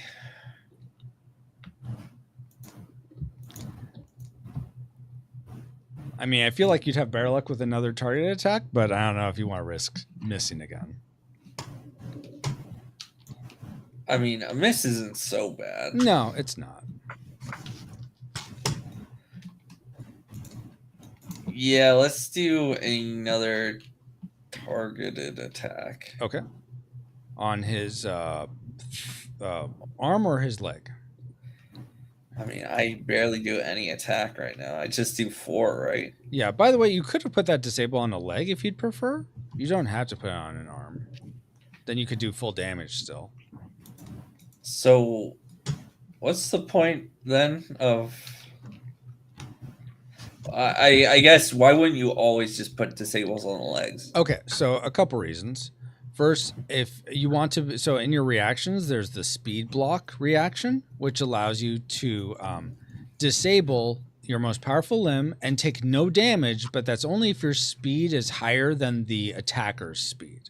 So that would essentially reduce your speed by a lot, and then you might get you have one less option to mitigate damage. So that's one reason. And anything that's disabled, if it gets hit at least by 1 damage, it's destroyed. So that's, okay. I mean, and in this case, I feel like an arm would be worse. And for that, disables come off at the end of combat also, so you don't have to worry about staying. Okay. I'm going to do a target attack. Okay. All right. And I'm going to play an amplify with it. Okay. Awesome. To remove this disable. Okay. Perfect. Yeah, that's great. So you play an amplified card. Yeah, so that's another fire. So and I roll again. Yes, right? you roll again. Please don't roll. Roll again too. I'm not going to say anything. Okay, I got a 4. 4. Nice. So you get 4 metal back. You can put 4 metal into anything. 6 gives me You get a card, Ken. amplifier card, right? Yep. I'm already maxed draw out. one? Oh no, I'm not maxed out. I There can you go. 4 Ooh. metal, right? Yep, 4 metal. Ho. Now I'm at what is that? 12 attack. Very nice. All right, and then Ken, you got your card? I'm going to roll fire also here. So give me a second for my amplifier roll. Let's see, 5. I'm going to take a shield. I'll take a shield. That'll be helpful. And then we roll for this guy because he's fire, so he gets it also. He gets a 2. No, he's a he's a fire. I Yeah. see. So he gets 2 more potions. Like he really needed them. All right. Jeez. Okay, 1, 2. Huh. Okay, taking a little more time to take down, isn't he? Right? I'm surprised by this, but this is good. I haven't really experienced it this way before, so that's awesome. All right, so he has tons of potions now. Okay, so now you're attacking, right? Q? Yeah, for 12. Okay, for 12, just a total attack? Yeah, it's a total attack. Okay, yeah. so he is going to pay 1 potion to dispel that attack. So now if you want to overpower it, you have to pay 1 potion. Yeah, I'm going to pay a potion. All right, so now he has to pay 2 potions, which he will do. 1, 2, which is, I mean, and now you'd have to pay 3, but even if you don't, Q, this at least got rid of a ton of his potions. Yeah, no, that's fine. Okay. So, is that you, Ken? Yeah. Okay. Landline. So you're stopping your attack then, Q, is that right? Stop. Yeah, he can block it with the potions. Okay. Yeah. All right. Yeah. All right. So now it goes to me, and I'm going to do a targeted attack on his other arm with let's see, that's 6 plus 3, 9 damage. So let me see if I miss or what happens. Okay, I do normal damage, so 9 damage to his limb, but he's going to use a potion against that. And I'm done messing around, so I'm going to use a potion. Not both cards, Francisco, just one. I'm going to use the potion as well. Wait. But he doesn't have to use 3 potions to stop the thing? every dispel overpower contest, it resets. Oh, so it starts again. Okay. So he had to use 1 potion. Got it. Then it goes You up. used 1 potion. I used 1 potion. Now he has 2. Has to use 2. He doesn't have 2 none. potions. Yeah. So I do 9 damage. There's 8, and then 9 destroys me. Are you okay, Ken? Sorry. My friend went to Facebook and the first about was his video from Facebook. It was just never mind. No worries. All right. So we've destroyed 2 limbs now. Unfortunately, because he has nothing left in terms of arms, he's going to charge us for his attack, and he's going to do we're going to essentially roll 1 die for 1 Warlord Power Multiplier. So it's going to be that. Of course, it's 6. to plus his speed metal, which is 5. So he's going to do 11 damage to one of us. And it's who's ever slowest. Are we both tied? Oh, what's your speed now, Q? My speed is 16. No, 15. 15. Okay, my speed is still 15 as well. So let me go ahead and take it because I have a shield, and it'll reduce it. Okay. Oh, actually, it shouldn't be that. There is a process for this. Let me see. I mean, if I roll a 1 right when he hits me? Oh yeah, then it could. Technically, I could just lose no metal. Yes, right? But let me double check this. I mean, that's pretty. It's all luck, but yeah. So slowest, then weakest, last in turn order. Okay, so it's either slowest or the person who's the weakest, aka the least attack strength. What's your attack strength at now? It is 12. Okay, so I'm weaker. I'm at 9, so he would attack me. So that 11 damage comes to me.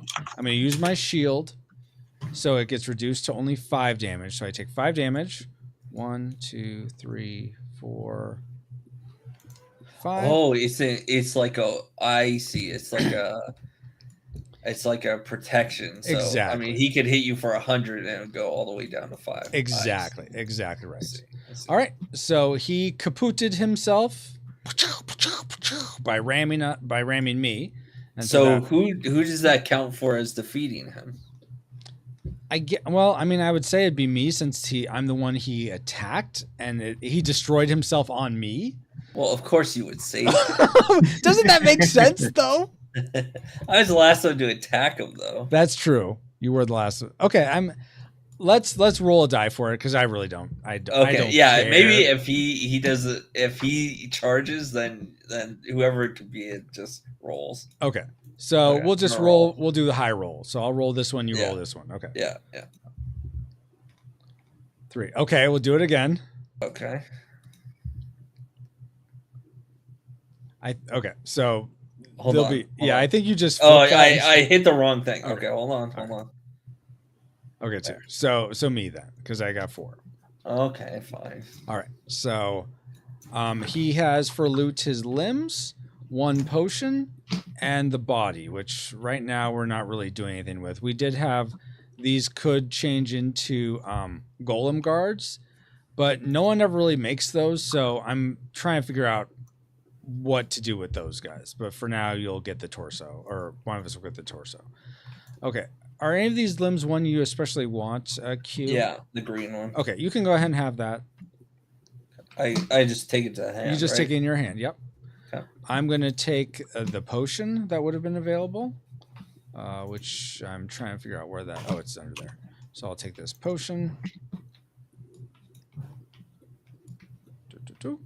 And then these will go back into the disables. And this one will go to the warlord for later. And this one goes into here. And I'll give you the body, Q, though right now it doesn't really mean much.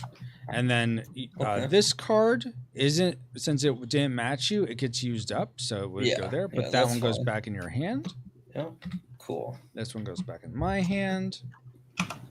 All right, and now we both get heroic feats. So Q, you can pick first. You want that one? All right. Yeah. And you have to pick one of the sides, and whichever side you pick, that's sort of it for the rest of the game. Unless you are the warlord, then whenever that final confrontation happens, you can flip it if you want. But okay, I'm picking the warden side. The warden side. Okay. I am going to pick. Let's see, what do I have here? 2 wind. What's on the other side?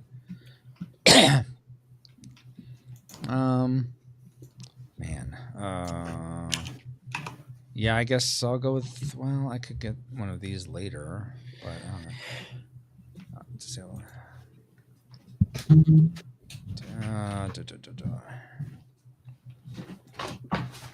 Yeah, I'm gonna go with the sage. That's what we'll do right now. We'll do the sage. So I'll put that under me. Whoops. And I get 1 charge and 1 metal.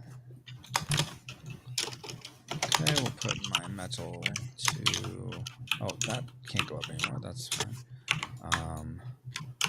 Do this one. Okay, did you get whatever was on the middle of the warden, Q? Oh, middle. So you start off here, and every heroic feat you get, then it goes up. Yeah, exactly. Yeah. So in the middle here, it says you get 1 charge and 4 metal. Give me. Bless you, Ken. So 1. There, I'll do it. Okay. I like interacting. Yeah. Okay. And then you get 4 metal. You may be maxed out array, in which case it does nothing. But if you can go higher on anything, you can do that. I cannot. Okay, you cannot. All right, so that's yours. All right, so we just did that. We did heroic feat. One of the gates comes off of Seneschal. Let me read. So underneath each of these cities, it says what to do. Okay, so basically, so this was the first city. So all draw from the warlord stack and mark cleared and remove. Okay, I already removed the Seneschal token. But okay, now we're going to right, I made these cards before. Okay, so 1, 2, 3. All right, and this card should have been in the stack this whole time. My bad. All right, so all of us are going to draw from just hover over this red bag at the top and press T to take a card. Don't reveal which one you take or which one you get. Yeah, all of us. Okay. And then I'm going to read a little bit of the story that happens. Okay. If I can find it in all these things. Hold on, please. Okay. So after successfully setting up camp, you notice something strange on the path ahead. You leave your troop and Juggernaut to investigate, to your prospering or peril. Okay, so one of us, we all drew from the stack. So one of us now is secretly the warlord's acolyte, and we don't know. Francisco. That sounds like someone who got the warlord card. Q. That's what that sounds like. Wait, we drew from this stack here, right? No. From the you got it. Oh no, you haven't. It's from this red bag at the top. Ken. Oh, I did the wrong one. Sorry, here back here. Okay, sorry, that's why I pulled one. Pull a card from there. Sorry, I had T. Okay, I get it now. Okay, so we all have a card. One of us is secretly the warlord. Yeah, Francisco. Was that? Oh my god. Was that you put that card back, Ken? Yeah. Okay, let me shuffle it then. All right, and then we're gonna mark this as. Oh, that's for the warlord later, right? Then we're marking headstone as cleared.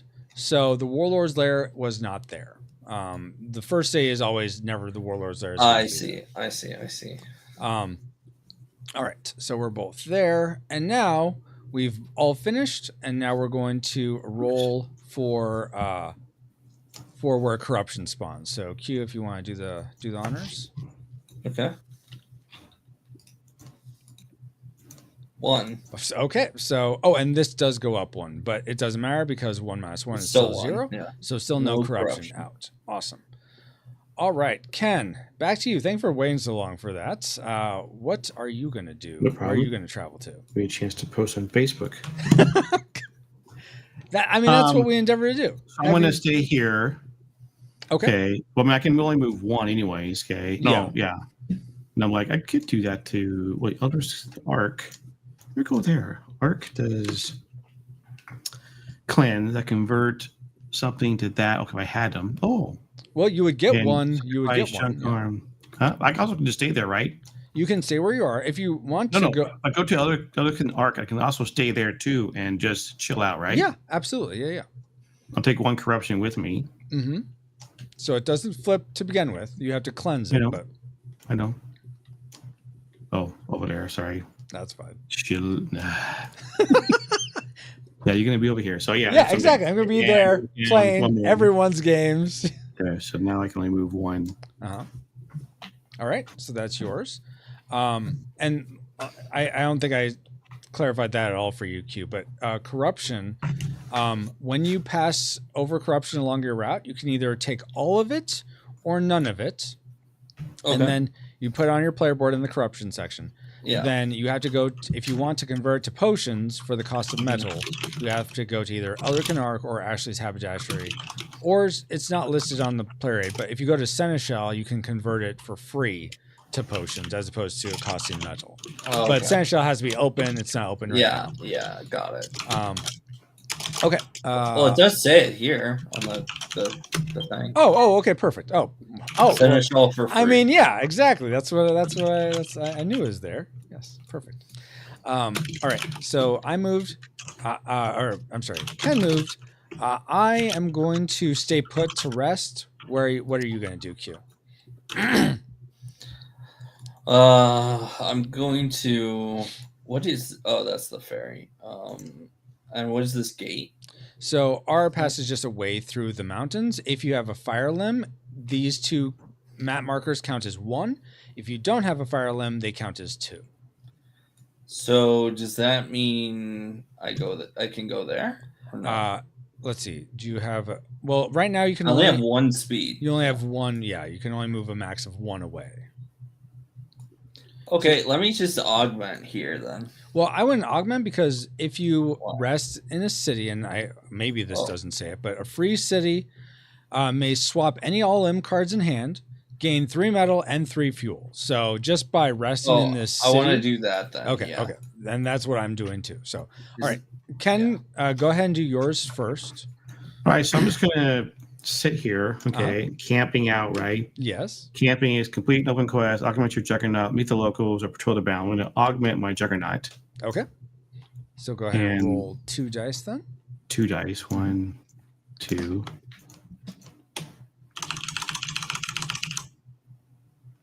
Okay, so you get 3 metal. 6 minus 3 is 3. Okay, so I'm gonna Hey, fix Stacey. I'm doing pretty well. How about yourself?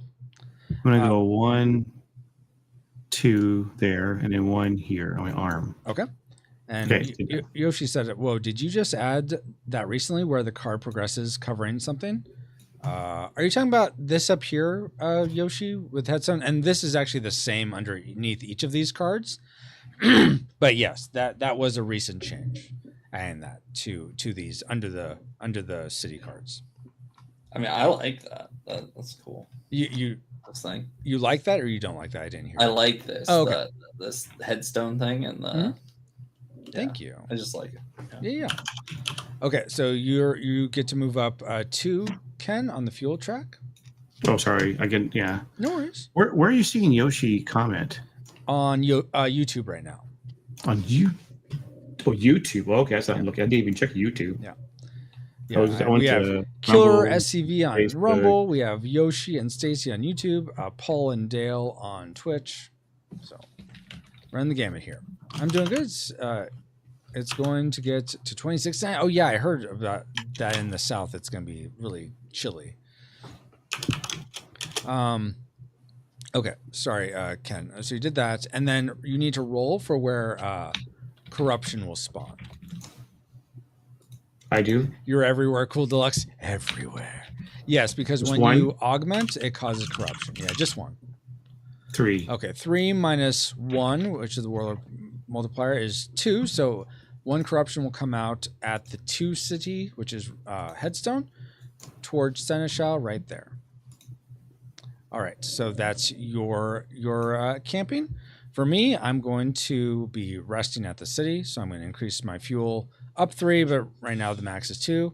I'm going to not switch out any of my limbs. I like them where they're at, and I'm going to increase my my metal by 3. So 1, 2, 3. I see Q. And I look everywhere. I am done. Okay, Q. Okay, I'm going to rest. So this goes up 3. I could Yep. be everywhere, couldn't I? And I'm going to replace out some limbs. Okay. Yeah, you can completely redo your Juggernaut, but Yeah. don't That's wonderful. increase your 3 extra metal until you've done this, because Yeah. when you change these out, it will change your metal. Okay. So that maxes out to 10 then? And 7. And these go back into my hand, right? Correct, yes. Yeah. Everything else stays the same. Twig's Okay. not so twiggy anymore. Now Jeez. 10 and 7. Yeah, I'm getting close to maxing out. Yeah, jeez. It's good. Stays to say Yoshi.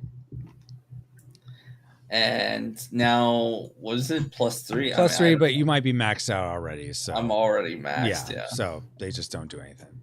Yeah. All right. Okay, and that's your turn now, Kitos, and I'm just choosing you since you're last. Q. Q. Dang it, sorry. Roll for where corruption comes out. Okay. 2. 2. So 2 minus 1. So 1. It comes out at the junkyard. Dun dun dun. All right, right there. All right. So now we go again. Ken, where are you going to go? I'm gonna stay. Okay. Actually, hang on, man. I am Go back. going to. I'm going to go to this quest. Oh no, actually, never mind. I'm not going to quest. I'm going to go 1, 2 back to this village. You have a water loom? Oh, I don't. So I need to thank you, Q. So 1, Someone's got to keep track of the warlord. Right? Okay. See, he said he was the warlord. What? Wait, I thought you said someone has to keep track of the water. No, I said someone has to keep track of the warlord. Oh my gosh. And then you said right. I thought you said water. Freudian slip. Oh my gosh. Well, as long as I stay away from you guys, I'm good. Okay. Yeah, unless you're the warlord, Ken. Yeah. No. Yes. Why would you assume that? Cause, were you saying put Q or No? I'm gonna move to this bandit camp. okay, and that's so yeah, move down one. Yeah. Perfect. Okay, Ken. So where are you doing at Elder Canark? Oh, so I'm looking at what I can do here, right? It says I can take my thing and cleanse it, right? Mm-hmm. For a warlord medal each. So the warlord power multiplier is that little symbol. So it's currently at 1. So for 1 metal each, you can convert a corruption to a potion. So for 5, so I only have 1 potion, so one corruption. Okay, so what's the other thing about sacrificing? All right. So you I can give up an arm. Yeah. Totally get rid of it. You're saying Yes. for 3 potions, 6 metal, or 1 charge. Yeah. Wow. Do I want to give up an arm? I mean, if you have another arm that's better than one of those, sure, but probably not because those are really good arms. Those are almost one's full, one could be full, and then I know. But yeah. So you can't sacrifice from your hand, right? It has to be attached to your mech. Correct. Yeah. Got it. All right. So I'm going to. I guess I'm going to give up. I'm going to get 1 damage of a metal. Mm-hmm. So go down 1 here. Mm-hmm. To cleanse one of these potion I have here now into actual potion. Oop. Yep. To turn it over? Yep. You turn it over and it becomes show a you? potion. What was that? Do I show you what it is? Yeah, you can show what it is. That's fine. Oh, you got that. Okay. Yeah, that's why I was curious. So what this is I'm still workshopping a name for this, but Q, so that you can see too, this is in Ken's potion bag essentially. It looks like a crystal apple. It was meant to be like a temptation apple before. I've since changed it to be more of like an Ebenezer stone. What it essentially in gameplay terms, what it becomes is an extra limb. So Ken, you now have an extra limb on you. Think of it as like a head cannon or something. So roll a die, and then that's going to be how much metal this has. Ooh. This is different. 1. Wait. Roll it like that. Can I roll a die to benefit you for making any roll? Oh yeah, I guess that's true. This counts for that, would so be you it, can roll right? more. So, Yeah. Watch it be another 1. 2. Okay. That's funny. All right. So this will be 3 metal essentially. So we'll do three little. It's automatically 1 and then 2 extra. I mean, it counts as like the base limb. So if these 3 are gone, it can be destroyed in the next hit. No, you gave me 3 because I rolled a 2, right? You rolled a 2 plus a 1. Oh, I'm adding both those roll together. extra die. Oh, you can. Oh, I could have rolled 2 6s and gotten 12. Yeah. Okay. Anyway, that's cool. So the main thing that this will be helpful for, is if we get to the final confrontation, something that the Mageneers can do is do something called sacrificial atonement, where you sacrifice a limb, and then there's a calculus. It's been so long since that's happened, I'd have to reread how it's done. But essentially, you sacrifice a limb, and it gives you an advantage to pull the acolyte away from the warlord. So that will keep the warlord from having an extra action. And it also unlocks the good ending for the game, because there's a few different story endings. And that's the most good one, is when you actually do that. So, as I stayed here, I did the whole thing, right? Do I get anything, any benefits of the camp when you just kind of just hang out? No, because you essentially met the locals by converting your... You can make the locals. Okay. Yeah, you did the M in camping by converting the potion, or the corruption, into a potion. All right, so, but how about my movement track? It stays where it is. It doesn't move. Yeah. Is everything okay? Yep. Okay. Okay, for me, I am going to augment because I keep losing life, which is frustrating, but okay. All right, let me take these 2. Oh, I forgot. It's 3 because I'm on a village. So let me do one more. Addition. All right, so 5 plus 5, 10, minus 3 is 8. I don't need that much, but I'll take it. Excuse me? Excuse you what? 5 plus 5 is 10, minus 3 is 7. Okay, just double checking, you know. Sorry, you're right. You're absolutely right. That is 7. So 1, 2, and then 3. And then these are maxed out. So I can't gain more, but that's fine. And then I get 2 back in fuel. Whoops, no, not that. And then so there. Come on. And then 2 corruption do come out from that though, because I am on a village and got the extra boost. So but no corruption comes out because I rolled a 1. See, I'm not the warlord, guys. Because I made that so that corruption won't come out. Very, very good.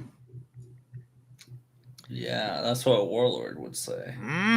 Okay, Q, what are you going to do at the brigand camp? I'm going to disband the camp. Okay. So lose D6 of metal because it's just 1. It's right just now, 1. the Yeah. warlord. So roll 1d6. All right. Roll. 6. Ugh. But Okay. you have plenty. Yeah, but that doesn't mean I like to lose it. That's fair. That's fair. Now, do I get to roll to this reaction in case I miss it? Before your reaction, no, because this wasn't a reaction. Nice try. Fine. Okay. 6 metal. So I just where do I choose it from? From anywhere. It can be like 1 from one and 5 from another. 1, 2, 3, 4, 5, 6. Okay. Just do that. And now you get a new heroic feat. Congrats. Exactly. So you get 1 charge and 2 metal. So you get 2 of those metal back. 1 charge and 2 metal. 1 charge and 2 metal. Okay, so 1, 2. Awesome. And that is that. So now roll for corruption, please, Q. Oh. 4. So it comes out. Warlord rolled 4. 3. Okay, so that's up here by Ray's Touch. Whoops, not that one, Francisco. I mean, it doesn't really matter, but I'm trying to go through from 1 stack at a time. All right. So now it's Ken's turn again. All right, I can only move 2. You said now this thing here along the Blight's blog. I get what's this +2? Not symbol. blog. This isn't a weblog. Blight's bog. Bog, yes, like a swamp. And what is this symbol here? This minus +2. If you cross it, it causes 2 corruption unless you have a wind limb or you're the wind mageneer, which you are. Wind limb. Because I have a wind limb to blow the bad air away. So I have a wind limb. Right? Yeah, so you won't cause corruption to come out there. So sorry, Warlord, you're not going to get the extra corruption you were wanting. Yeah, so that could be so I can go 1. Yeah. And then 2, which is a quest, right? Yes, but you're already on a quest. So I can't take another quest. Yeah, but you could do something else. I mean, you can augment or patrol the bounds. That's what's fine. the other one? Is this other one is a camp, right? Brigand camp. Sorry, I'm not sure. I lost where you're looking at. Yeah, brigand camps are little. Yeah, so if you wanted to go down instead to that is a brigand camp. Yes. That's a brigand camp. Yeah, I'll do that. Okay. So I can get heroic feat. Okay, so I'm doing that. Oh my gosh, you guys. Gamble with these brigands. They're fun. Okay, no, that's fine. You gamble with the brigands. Yeah, do that. Why not? I don't know. I don't usually get good results out of the so that's fair. All right. Gamble, take 2 to roll results. But I want heroic feat though. Okay, fine, whatever. I'm just saying you could do that. I'm gonna move 1, 2, 3, 4 to this quest. I'm gonna take this corruption. And Q, where are you gonna go?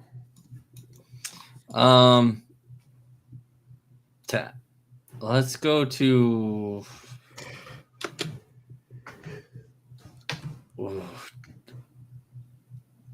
Oh, do I think I'm cool enough to take on a bot by myself? I don't know. I'm sorry, I forgot one more thing when we face this headstone guy. Yeah. Golem Slaying Engineers, which is all of us, get +1 number of corruption from the stack. So we get, so the Warlord Power Multiplier +1. So we each get 2 corruption. So you get 2 corruption, Q, which is your, right here. 1, 2, and I got 2 also because I helped kill it as well. Oh. 1, 2. All right. So sorry about that. I just forgot the boon for headstone. Please continue. Okay.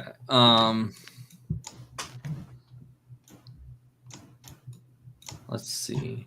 Yoshi says maybe we can add some kind of notoriety system for being a certain amount of brigands, so there's more incentive. Well, I mean, you get the incentive is you get to level up your character. Oh, you mean a certain amount of brigands? I mean, yeah, it would be nice if there was notoriety in this. Yoshi, I feel like I've hit the upper limit of like little rule things to keep track of. So that would just be one more thing. And for a game that's not a legacy game, it's like a one shot. I don't think it makes sense to add another thing to track. But yeah, I like that idea for sure. Man, how do I get metal back easily? So augmenting is a very easy way to get metal back. Resting at a city is another way to get metal back easily. Those are the main ways. Okay. If I lose my mech, what happens? Do I need to worry about that? if all your stuff is destroyed and it's not the final confrontation, it's just you lose against a junk golem. Yeah. Then you have to make your way all the way back to the junkyard. Take the 4 cards that are in the junkyard or the drop pile if there aren't cards there, and you construct a new mech from that. Okay. All right. I'm going to go to the city. Okay. Sorry for taking so long. No, that's fine. Okay. So you did that. Ken, what are you doing at the brigand camp? I'm going to disband. So I'm going to roll a dice. Okay. And lose times 1. 1. 1. Yep. Not bad. I'll drop this down to 6 there. Got and then I get to have your next heroic feat. Heroic feat down. So I'm going to discard down. Oops. Down here. You. Mm-hmm. Oops. I'll fix it. Yeah. So now I'm trying to lay off. Thank you. Now I can do static shock. Pick element for shield effect by shock. Shock limbs of element are disbanded. So when I attack, I can now have shock effect.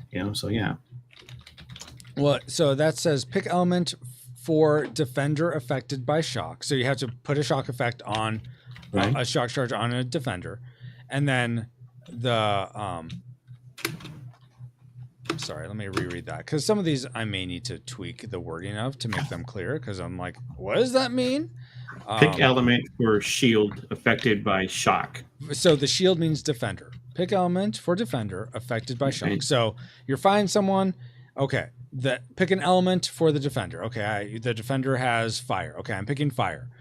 Then the defender's limbs of that element are disabled. So you're essentially naming, okay, you have these elements, defender, and you have a shock charge on you. You are going to have these limbs disabled. That's what it's doing. So that's the words I can. So interesting. Why would I not choose an element of the defender? That is what you're choosing. You're choosing an element that the defender has. I mean, you said pick one. So why would I not pick the one they have? Because let's say they have 2 fire, 1 water, 1 earth. You'd pick the fire because then you're disabling the 2 fire. Like me, since I have 3 colors. Mm-hmm. Oh, okay, I see. So, or maybe the 1 fire or the 1 water has tons of metal to it. So it's like, okay, I'm going to pick that one, even though the other ones aren't going to be affected. I'm going to choose that one. So that's what you're doing. All right. That's my turn. That's your turn. I am. Oh yeah, I was taking a quest. All right, let's see what this quest is. This is Baleful Shipwreck. Oh dang it. Okay. I mean, good. Something like a giant wooden shoe sticking out of a nearby marsh catches your eye. Drawing closer, you realize it is the crashed hull of an eerie ship, made more strange for being a league or more from the sea. It's as if this wreck fell from the sky. You enter the ship, its insides filled with runes written in blood. Feeling your resolve falter, do you keep going, roll 1d6 any amount of times until rolling a 6, then play this card as found treasure. Every non-6 roll reduces your metal by 1. Or B, leave, finding D6 potions on the way out. So what's the artifact, please? Okay. The Ring of Cath, yeah. For the rest of the game, corruption you clear adds 1 metal. Oh my word! 1 to your metal. Wow, that's nice. So what? You feel lucky? Every time I do this, I always suck it. So I'm actually just gonna take the potions. So we're gonna do this. Roll. All right, fine. I'll take 3 potions, and then this gets discarded. Funny if you roll a 6. I know, right? Why couldn't I have rolled a 6? See, look.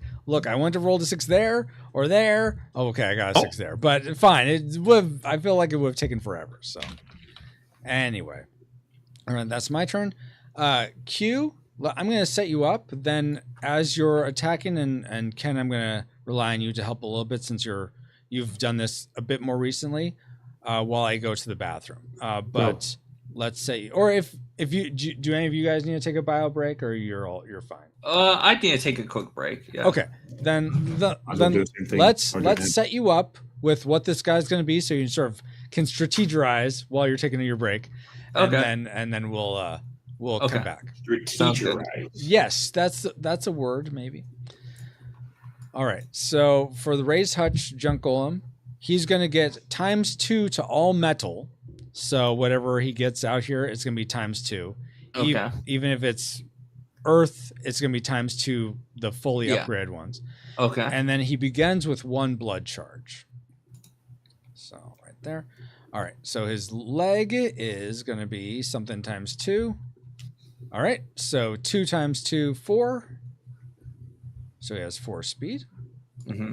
His arm is going to be 6 attack strength for this one.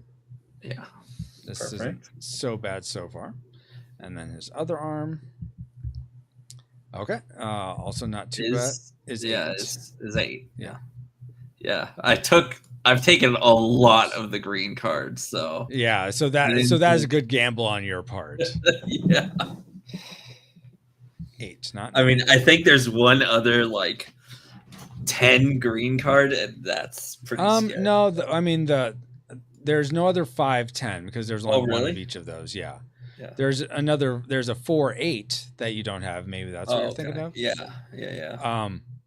But okay, so that's what you're facing when we get back. And I think that's it. It's not doubled. The next junk golem we face will be doubled in power just from the Warlord power multiplier. Okay, cool. So we will be back soon. Yeah. Too many systems, exactly, Yoshi. Okay, I'll be right back.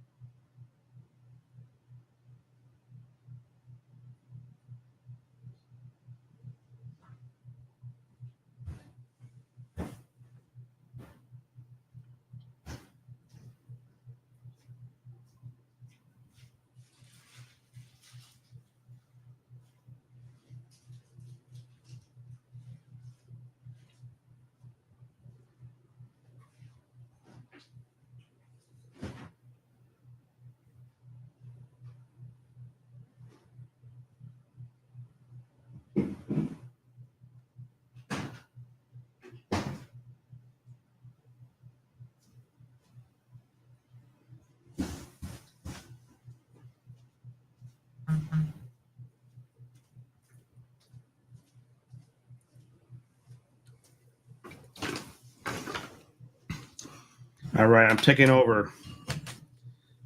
Unless you muted me. I'm here. It's mutiny time. Time to overthrow this tyrannical captain and take over the pod.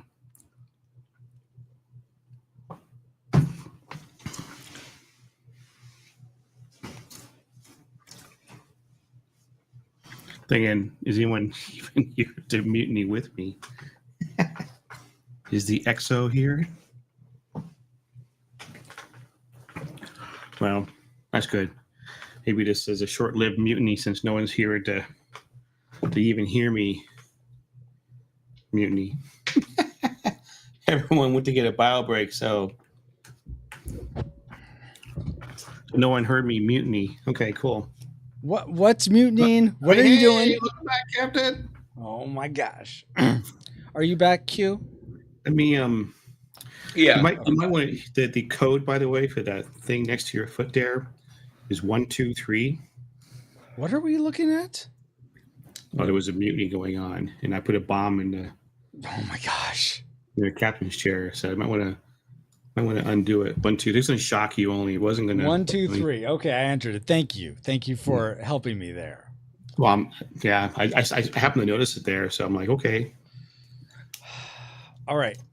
Okay. Q, you get to go first. So keep in mind you do have those extra actions from your Wait, first. Yeah. Okay. Against the golem. Yeah, against the golem. Yeah. Okay. Oh, what extra actions? Where are you saying? In your specialization, so now you have access to grow garden wall and fire flower.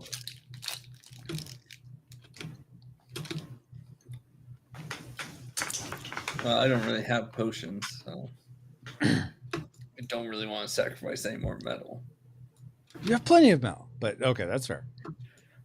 Really, to me, unless I have 10, 10, 10, 10, I don't know. Okay, that's fair.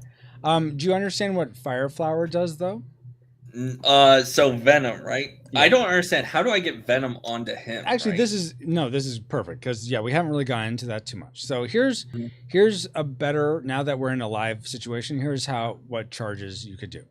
So for an action, you could choose focus charge. So there's target attack, total attack, focus charge. Focus charge means you have a couple options where you put your charges. One, you could put them on your juggernaut like this. And for each one you have on your juggernaut, it adds essentially 1 to each arm and 1 to each leg for each charge. So essentially, if you have right now, your attack strength is 6 plus 5, 11. If you had added 1 here, it'd be 13. Add 2, now your attack strength is 15. So for each charge, you're like boosting the output of your juggernaut. Your speed is also... Yeah, it's like foil. First, inside, outside, last. Yes. I'm not familiar with that. Sorry. It's in math. It's a mathematical term. Oh, okay. Anyways, basically, it gets added to every single. Yes. Exactly. Yeah. Yes. If that helps you to remember it, perfect. Yes, that's exactly what it does. So that's one thing you could do with a focus charge. Alternatively, you could put these on your arms, like so. And then when you attack, if the damage is applied through either just you get the attack through, or it's speed blocked, so there's still a transfer of damage. Essentially, if you attack and it's not dispelled, then these charges would move over to it's like you're poisoning your blade almost.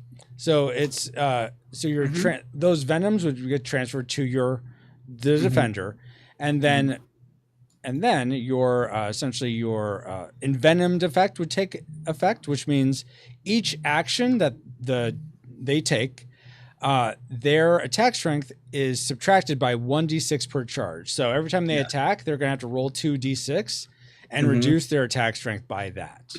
That's what that is. In addition to that, because of Fire Flower, your venom charges count as burn charges also, And burn is what you'd have to read my card, but burn essentially is each action, each time they take an action, it's -1 metal per charge. So they're gonna get 2 metal They taken burn away. themselves out like terribly. That what? They would burn themselves out every time they take an action. Exactly, yes.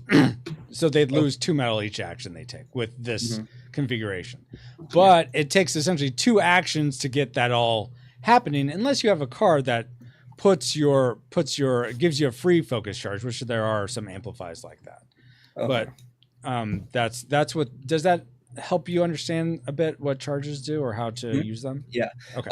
If I did a focus charge, can I place all the charges on all at once, or? Yeah, you place them all. You can do one on the body, one on the arm, both on arms, both on bodies. But yes, exactly. Okay. Okay. Gotcha. But that is your one action. Yeah, but that is your one action, exactly. Yeah. And keep in mind he won't automatically attack you. He will do a roll for what he does. One is use a potion to renew. Oh, he does have 1 potion, by the way. I forgot to put that on him. It's always underneath on the map here. So he does have 1 potion. okay. But a 1, he'll use the potion to renew, and if he wastes it, he wastes it. 2, 3, 4, he'll attack you. 5, he'll focus charge. And right now his focus charge would do nothing. 6, he'll use a special, which his special is on the card. Spawn gnarled wall for each blood charge. Each wall has 1d6 metal and blocks all actions against Junkalum until wall is destroyed. So essentially you have to destroy the wall before you do any damage to him. Oh, okay.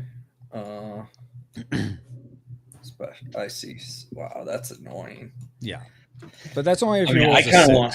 That's why I kind of want to do a wall myself. but Uh-huh. I have to lose metal. That's annoying.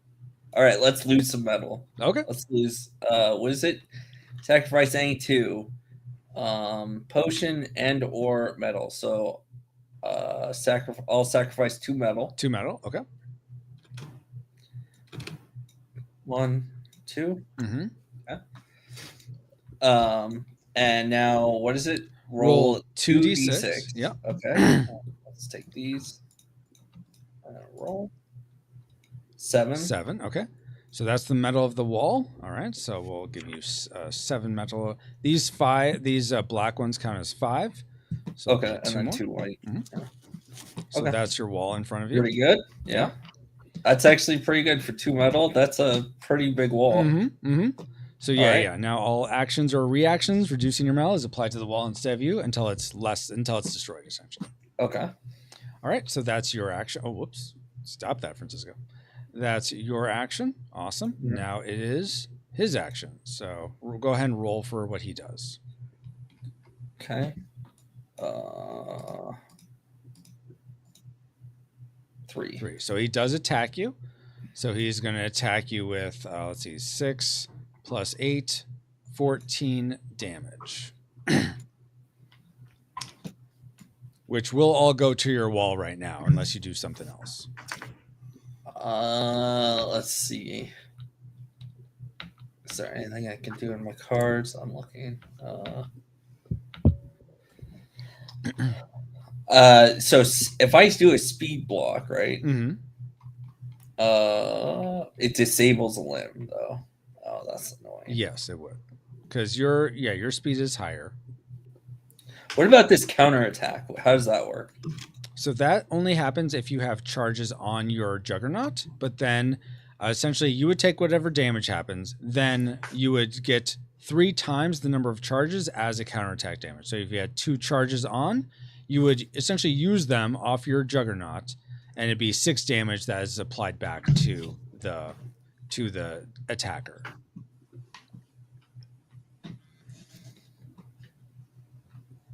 Okay. So right now you couldn't do it because you don't have any charges on your Twig Juggernaut. Okay, I'll just let the wall take it then. Okay. So then the wall is destroyed. Yeah. Goodbye, wall. You were a nice wall. Nice garden wall. All right. And that's his attack. Back to you. All right. I should probably attack him. I mean, usually that helps. Yes. Any targets. Do I even want to give him potions? Not really, but I kind of need to. I need to get rid of his attack. It's too much. Yeah. Okay, so I'm gonna do a. I'm going to. I don't know. Yeah, I'm going to focus charge. Okay. Focus charge. And it doesn't matter which arm you put it on since you're attacking. Okay. Oh, okay, you're going to put on your arms. Okay. yeah. Alrighty. That's your action. Back to him. Go ahead and roll for what he does. Okay. 6. So he's going to do his garden thing now. His wall. Yeah, his wall. So Okay. spawn So an what do I art wall. So he has 1. So he's going to use has this blood charge. Has Okay. 1d6. Let me roll for what it is. Or you can do it. You can roll for I'll what do it. Yeah. Yeah. Okay, 2. so it has 2 metal. So it's gonna- Okay, that's not so bad. Yeah, that's not. But when I attack, it will. It will all go into that. Yeah. Yeah. Okay. 2 wall. Yes. Okay. The gnarled wall isn't so gnarly. All right. All right. Let's do an attack. Okay, attack. Yeah. And targeted or total? Total attack. Total attack. All right. He is going to So- use. Oh, go ahead, Ken. Well, I'm just a question. So, I mean, right now you're playing the monster, the golem, right? Mm-hmm. If we're playing this regular game without you here, right? Someone would be playing.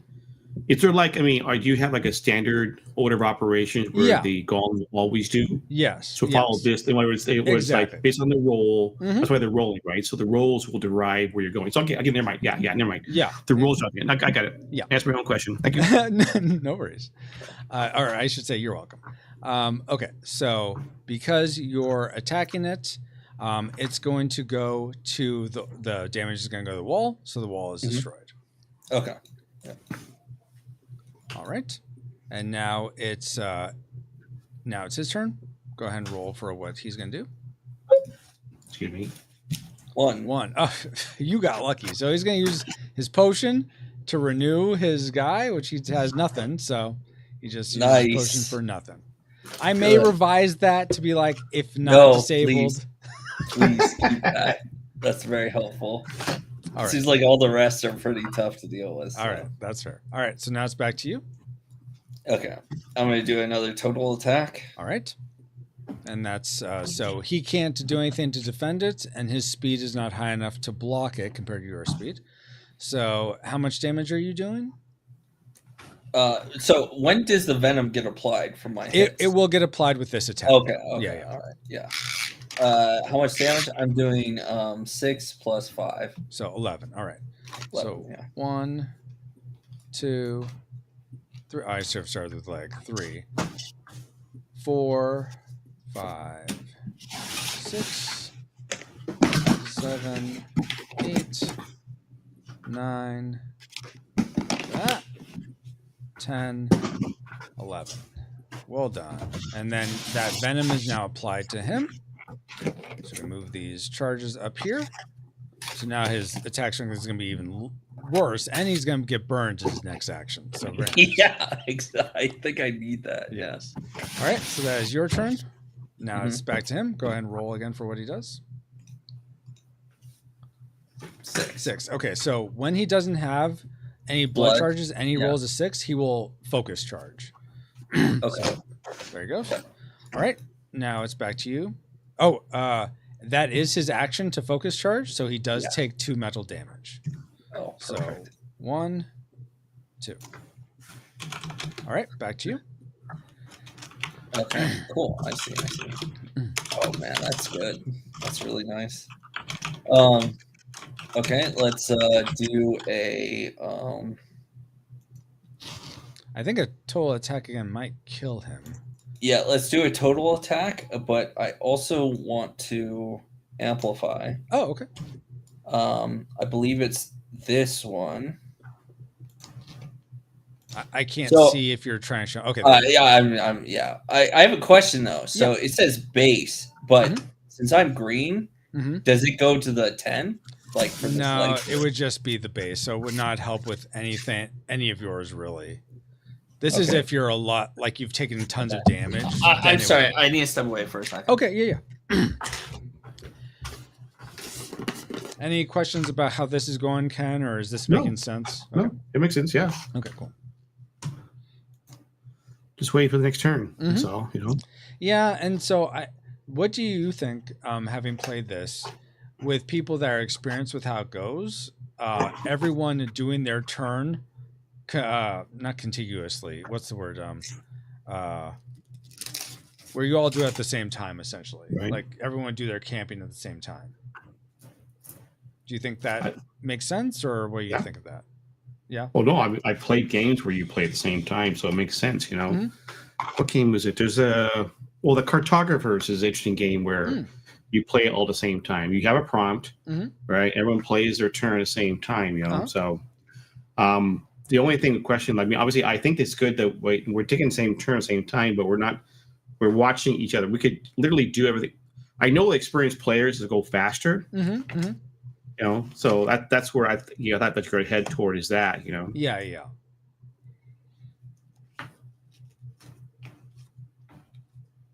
Yeah, like I think if it was you and me, like if I hadn't totally forgotten about Q playing and it was just you and me playing, we could be experimenting with that, and I think that would probably work. That's fine. I mean, this gives me a chance to see it again because there's just something you added there. I do have one comment. Yeah. So all the cards, right? Augment cards, right? The text, augment card, the amplify, the amplify cards, right? Turn the text 90 degrees. Why? So when you look at the card on the screen, it's always vertical, right? Yeah. And most people hold their cards vertically, right? Okay. And they have to turn it to read it. Right? Yes. Yeah. And the only time you actually see it right side up is if you're on the arm, okay, on the right hand side. Otherwise, text is always have to be either turned around, okay? Yeah. Okay. What's funny is I was playing Ticket to Ride, my friend's house, and I'm like, hey guys, why are you holding all your cards up vertically? Okay, all the train cards. Have you ever played Ticket to Ride? One time, a long time ago. So you hold the cards vertically, right? You always hold the cards, like with the like the longer upright. I always turn it to the side to make all the trains look the same. Okay. The same. They're riding on the rail, okay, so to speak, right? Yeah. I'm like, okay, but then I was just noticing this one. Like, I always have to go when I show the card. I got to turn my head to read it. So and I was watching the board just now. I mean, that wasn't a big deal. I'm back, guys. Okay. It wasn't until I just started watching the game here. Wait a minute. The only time you actually literally see the cards, the right text is right now. You have the green card showing you turned it. Okay, flip that around. Yeah. But most people don't read it that way. They'll read it vertically. For Tabletopia, I completely agree with you. But in the real world, it's super easy to just turn in your hand. And I understand that, but most people still will hold their card. I mean, again, I was holding my card, my Ticket to Ride along the vertical, the other axis, right? Everybody else is doing it the other way. So, like, if most people are holding their cards that way, then maybe it's an idea. So, I think the main reason I don't have it that way is so that each angle, it's easy, at least to me, maybe not to other people, but it's easier to conceptualize. Okay, I'm using it this way, it means this. I'm turning it this way, it means this. I'm turning it this way, it means this. As opposed to if it was the same, if it matched either with the arm or leg. Oh, I'm using that as a leg. Oh, do I also get this effect now too because I'm using it as a leg? I guess maybe I'm overthinking it and it wouldn't add that level of confusion, but that's what I worry about. And having it on its side makes it like, okay, well, this doesn't seem to match with the other two in any way, so it becomes its own thing. That, again, I may be overthinking it though. Oh, I get your point. My recommendation would be you have a printer, right? Yes. At your place? I would print out the cards both ways. Oh, okay. And kind of hold it in your hands, and like you're playing the game, like you're holding it the way you're like holding a card in your hands. Like right now, I have 4 cards in my hand, right? I would have it in my hand, holding it like this, or I put it down, right? Yeah. Or I just try it. I don't know. Yeah. No, that's it's worth trying. I'll note that down. You have a good logical reason. Okay. So that's why I can't dispute that. I just Okay. I was thinking like the actual, like I said, when I was playing Ticket to Ride, I was holding him differently Yeah. than everybody else did. Because you which like is what seeing the trains go like that. I mean, yeah. yeah. Okay. All right. So I'm just doing a total attack. I'm not doing any amplifiers. You're not going to amplify? Okay. That's fine. I guess I should. But... I mean, you could, because then you at least get rolls for it. And with what you're doing, because you could get an extra card, you could get more potions just by doing that. Even if it's not going to do anything, he will get one roll though, because he's Earth, the Earth one. So unless I do a fire roll. Yeah, if you do a fire one, but then you'll waste that card. So that's. And then you only then you only get to roll one, and you may end up with a disable. So yeah, no, I'm just gonna do a total attack. Just do a total attack. Okay, and it's 11. Was it 5 plus 6? Yeah, 11. Yeah. All right. So 1, 2, 3, 4, 5, 6, 7, 8. Yeah, you destroy it. Nice. Good job. Exactly. I appreciate you guys adding to the explosions. Thank you. All right, you take these 2 charge tokens back, Q. Really? Yeah. Oh, that's so good. Yeah. I did not realize that. I thought I lost them. No, they go back into your available. Yeah. That is so powerful. Okay, that is way better than I thought. Oh, okay. Oh, you were worried about wasting that. I thought I was trying to figure out in my head how I'm gonna gain some more. Oh, okay. Gotcha. No, that's sort of your really pool good. Now. Yeah. Okay. That's cool. All right. So let's start with this boon so I don't forget it again. Attacking Mageneers can each set metal of 1 limb to maximum. I don't know if that's very helpful, but you can set one of your limbs to maximum metal if it's not there already. Okay, I will do that. Let's bring this guy back up to 8. Okay. All right, now you get one of, let's see, let me put the potion there. So you get 1 potion and one of these limbs. Wait, okay, so I get the potion. Yep. And one of the limbs, let's see, overdrive, fairy aid. Focus charge with your... Whoa. So am I understanding this correctly? I can basically focus charge without having to focus charge? Yes, that's what that means. Exactly. Oh, I'm taking that one. Okay. All right. That's really good. Nuh-uh. Don't take that one. All right. And then you do get the Juggernaut buy. Not that right now it means much, but you get that. Wow. I got 2. You got 2. And you get a Heroic Feat. Okay, so I go up 1, which gives me another charge. Real quick, I'm just moving this die. Sorry. Okay. Oh. Maybe I want it elevated. Okay, yeah, okay. You do that. So I'm like, Okay, and 1 metal. Yeah, 1 metal. So, wait, who's the older brother? I am. I'm the oldest. Oh, so that's the reason why he's doing that, Why I'm controlling everything. Yes. That's I'm an older brother of 3, so I understand the idea of like helping your kid brothers out, Let's go ahead and up that back to 9. Okay. Awesome. All right. So yeah, based on the Warden, just to clarify, unless you sacrifice a limb at Eldritch Canarch, you will never get another charge. You are 3 is your maximum charges. Okay, so that's cool. All right. Man, so you can really overpower if you go all 4. Yeah, and I mean Saffron can get 5, but that depends on which specialization she goes into. Wow. Okay. Right, so you're done there. Now, let's read what happens for a second. Okay. Acolyte reveals Warlord card. Okay, so I think Ken, you're probably the Warlord. So reveal your Warlord card. Sorry, what? Acolyte needs to reveal the card? Yeah, Acolyte reveals the Warlord card because one of us drew the Warlord card. I know it was you, Ken, so you can go ahead and just reveal that right now. Oh, if I had the card, I reveal it, but I don't have the cards. Oh, Q, are you the Warlord? No. The guy who's asking is the Warlord? Yes, I'm the Warlord guy. I knew it, yeah. You knew it. You knew nothing. I knew I had a it. feeling too because he kept insisting so hardly. So I'm like, okay, whatever. It's possible I wasn't, guys. It really was. Possible. This game I hates wasn't. me. All right. So Is anybody on stream shocked that he's the warlord? He's always the warlord. Every time. okay, I'm going to read the little story element that goes with this. Okay. The freedom of more people fills all the Magineers with elation, a feeling quickly choked by a vision of red and shadow, becoming the visage of one of their very own. And so that would be me. Yep. Okay, so I'm the warlord now. So you guys know I'm the warlord. So here's what happens. If right now I have 3 corruption on me. Let's see. Wait. Oh my gosh. Yes, the Roy Lord Dale. Let's see. Q has 2 corruption, and Ken has no corruption. If you guys get more corruption, I'm innocent.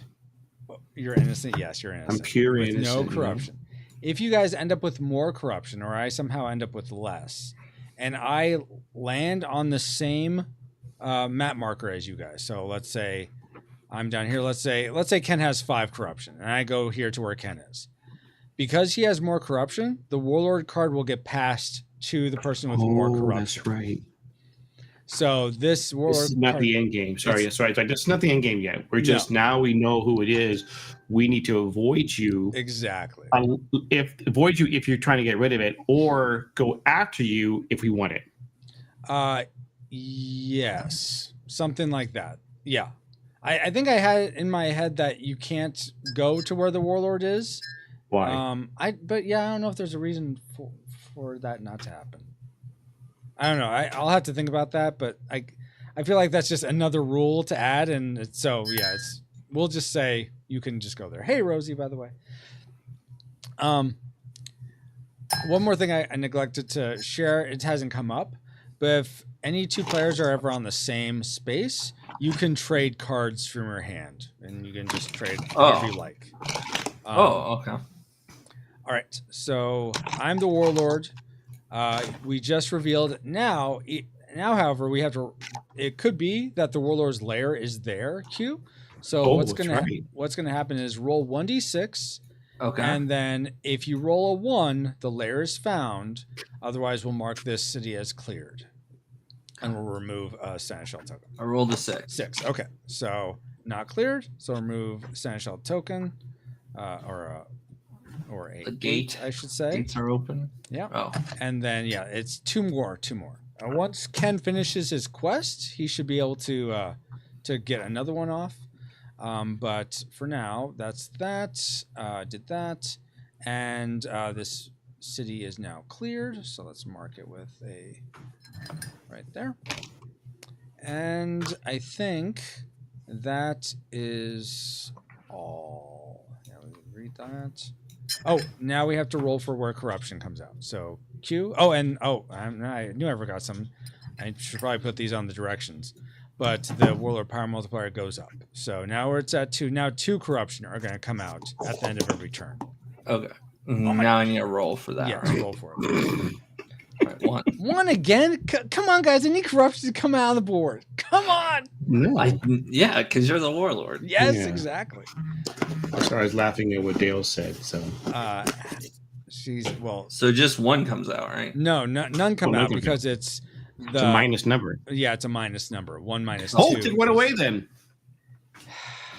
We're not having it goes I away, see. but No, it's a avoid it's Roy the or math attack the symbol. Roy. That's the question. Oh my gosh. it's Rosie a math says, symbol. You go. "Hey, Dale, my son is doing great. Just home from Lay's Bible. Say awesome, Rosie, and picked up pizza on the way home. Yummy."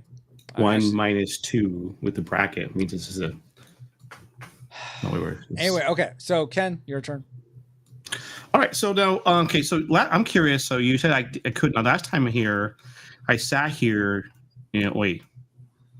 I cleared the camp. Never mind. Yeah. Let me put disable on that. So if I sit here for a turn, I gain 2 speed, right? If you're augmenting your juggernaut, yes. If you I'm augmenting my juggernaut, I can gain 2 speed because 2 I got to fuel, get up to not 2 this- speed, 2 fuel. Just to, I don't want you adding metal to your legs, thinking you're. I mean, you might get that, but it depends. Well, I'm trying to get. I got to go. 1, 2, 3, 4, 5, 6 to get there. Okay. And if I just keep going 1, 1, 1, 1, 1, that'll be 6 turns. Okay. Yeah.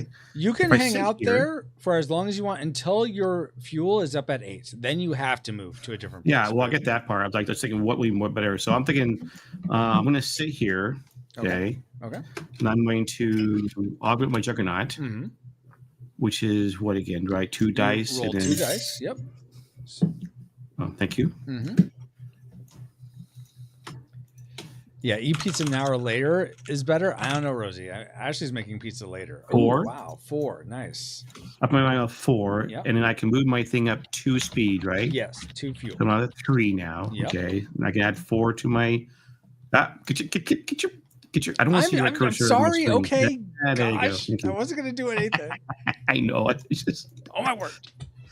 I just have it's like a triggering, like, oh, there's a right hand. Oh no! No, just by 4. See, I can max up to 9 and 8. That's so awesome. That you're there, but I also want my up here. Having breakfast is with 10. Nice. I'm gonna go 1, 2 arm. So I can't be higher than my totals, right? Correct. So they can be 8 and 8. Okay. Yeah, but it's not 8 and 8 right now. You have 8 and 7, so you're gonna have to. Oh, I'm sorry. There's 8 and 8. There's 3. Okay. Okay, and then what? Sorry, one more 4. All right.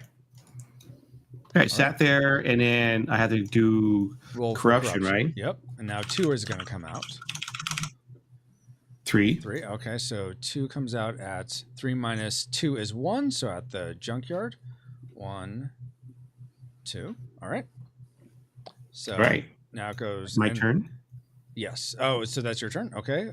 Though you should have waited till we all traveled, but. I'm sorry. That's okay. Yeah, never mind. That's no worries. I am. Let's see. I did this quest and you disable that one. I am going to go to. What can I do? You guys got rid of all the brigand camps. Thanks a lot. Now I can't get a free. All of them? Yeah, they're all disabled. You got rid of all of them because there's only 3. So. Really? Only 3? Yeah, there's only 3. Wait, so that means that can never get up to the top level then. For what? Brigand camps. You get 3 brigand camps? There's 3 brigand camps, yes. So you clear a brigand camp. Okay, clear a brigand camp to get a heroic feat. You also clear a city of heroic feat, right? Freeing a city, yes, yeah.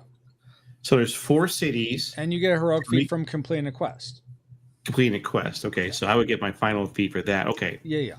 I was trying to. Have you actually counted how many heroic feat items you are in the game? I don't need to. I know it's enough. Okay, there's 3 brigand camps plus 4 plus 4 cities, so that's 7 plus 4 quests, 11. So 11 opportunities for heroic feats. And there's 4 players and 3 feats. That's total of 12. Yes, but multiple people can get heroic feats from a city. So. Oh, okay. Yeah. So it is possible for everyone to max out. Okay. But just curious, just hit me like, wait a minute, what? Yeah, okay, never mind. Okay, I'm gonna move. Oh, that's not me. I'm gonna move 1, 2 to the village, and I do I have any wind? I do have wind, so I don't get to spawn corruption from that. Okay. And Q, where are you gonna move? Or are you staying put to rest? I kind of want to move to Ashley's haberdasher. Okay. That way I can cleanse this corruption. So, okay, I'll do that. Okay. Are you taking that one with you? Oh yeah. Do you want to take this? Yeah. Okay. Yeah. Or you could leave it on the map. That's fine. I mean, I'll use it later. It's totally fine. No. Guys. All right. So you did your augment already, Ken. The warlord size. I am going to augment, and now because I have. Wait. Oh, what's up? No. I'm sorry. Oh my gosh, you're so close. Yes, but you have no corruption, so it doesn't really matter. Oh yeah, good point. Brigham camps, not Brigham, Brigand. Brigand. This is not Utah. No. Nice try, Dave. Brigand. So I'm going to roll 3 dice because I'm on a village for my augmenting. All right. I got... Okay. Check my math, Ken. 8 minus 1 is 7, right? Mm-hmm. All right, good. You know your math. You just missed that. That's all. Oh, my gosh. Okay. So I am already maxed out. Oh, I keep forgetting I could use extra dice. I could use extra dice at one time and add more, couldn't I? If you were on a village. Oh, because you extra have die gem. that benefits you in making any roll. I know, Yes. Mike. Must remember that. Okay, so I got 7, did that. I get my fuel back. 1, 2. And now I also roll 2 dice, or an extra corruption comes out for this. Actually, so 3 corruption come out instead of just 2. So just 1 dice, Francisco. So come on. Yeah. I need it to be 3, 1. 4, 5, or 6. Come on. 1. Damn it! Yes. All right. Guys got lucky this time. All right. It is Q. What were you going to do at Ashley's? I'm going to go ahead and do the corruption cleanse. Cleansing it. Okay. So convert Corruption to potions. what is exchange? Swap card in hand with card above board that is equal to base metal. Yeah. What is so that? there's this card up here that's been hanging out. It's essentially in the stock room of Ashley's or up on the display case, whatever. You can take any cards in your hand that add up to at least 2 metal, since this is 2 metal, and you put those in place of it. You're like buying this with the other cards in your hand. Oh. Well, he's I'm just going to cleanse the corruption. Yeah, that's for 2 metal each, right? So if he has 3 corruption, he takes 6 metal. Oh, you're talking about that. Yes. He will take 6 metal damage. The difference with the Elder Arc is that he doesn't have to roll for it. It's just a to 2. Elder can actually just be 1. It can be, even or less, it can be or as much as 3, depending on when you're cleansing the corruption. Exactly. Okay. But not as much as corruption is going to be out in the beginning of the game. So that's why that's sort of it. I guess rubber bands itself in that way. That's why it may be better to go to Ashley's, but that can be hard to get to. So it's like, Okay. So I have to take 6 metal damage, right? Yes, correct. Okay. Let's take 3, 4, 5, 6. Okay. Okay. And then you just flip those and they become potions. You can put them in your potion bag. Awesome. All right. And then please roll a 3, 4, 5, or 6 for corruption, Q. Thank you. 6. Appreciate that. Okay. 5. So that will come out at Swift. Wait, why did you say 5? It's 6. It's 6 minus the, I'm sorry, 6 minus the Warlord power multiplier, so that's 6 minus 2, which is 4, not 4. Yeah. See, I need help with math, guys. All right, so that's 1, and then 2. Oh my goodness. All right. My pathway now. So I am gonna have us stop at 5 o'clock, guys, and get notes from you, so that we don't just go on and on and on. Fine. Ken, it's your turn. All right, so we're in the new turn now, right? Mm-hmm. We did all the corruption, everything else. Yep. Turn, right? It's Yep, a brand new turn. Yes. I'm going to sit here again. Okay. Okay. I will be doing when it does my turn. You guys move now, and then I'll be doing the augmenting again. Okay. I'm gonna move to this quest. So that's one for me. And where are you gonna go, Q? Back to the city here. Okay. All right. Go ahead and do your augment, Ken. All right. So that remember now, I can actually roll the extra dice. Okay. Yes, so I have roll extra dice. Yes. So I can have 3 dice that give me lots of cool numbers, or not. 8. Yeah, 8. Nice. Unless Can you even go up 8. Well, no, think about it, right? It could be 8, or you could say, well, no, wait, it can. It's actually 7 minus 5. That's 2. I mean, it could be that. I always assume people are just going to put the highest ones. That's versus 8. So I can go max to 9 on my bottom one, max to 8, and that's 1, 2, 3, 4. Can't go with a 10 because I can't go high enough. That 4, and this is a 9 up to a 9 here. So I maxed out, or 8 here. Sorry. All right. So did all that. I can move up 2 more spots. So I can move 8 my next turn. And that does it for my turn. Okay. You have to roll for where corruption spawns, though. To what? Because you augmented, so you have to roll for corruption. 5. 5. So 5 minus 2 is 3. So 3 is raise hutch. So 1, 2 comes out there. 1. Oh boy. And 2. I'll be heading that direction. All right. I'm going to take a quest. All right. Zaxiel, making your way along the road, your Juggernaut's footfalls allure a seemingly short man using a tree as a crow's nest. Walk like a rabble, I nearly fell. Can't you see the watch? Can't see whether the Watcher Walk ghost keeps his treasure from down there now, can I? Feeling both baffled and intrigued, do you lose 1 arm or move down 3 fuel?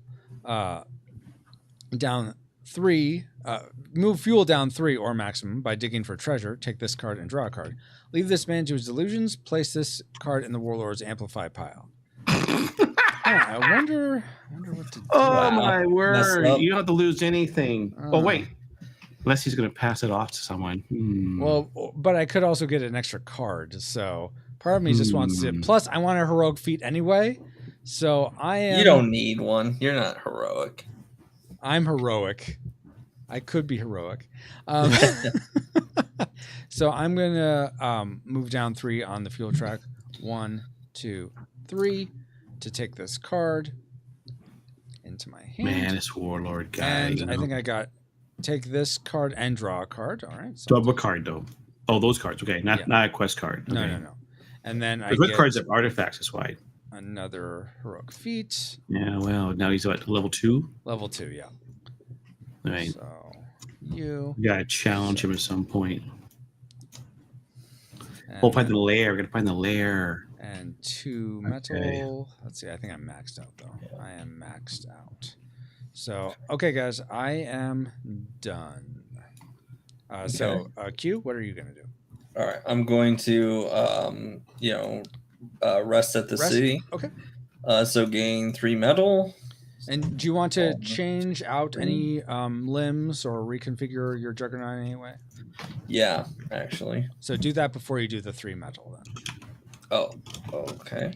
Because you may get more. You may end up losing that metal. Oh, I'm not changing out this limb, so. It's okay. Then that's I'm changing out this limb to this. 6. Bam. This goes to my hand.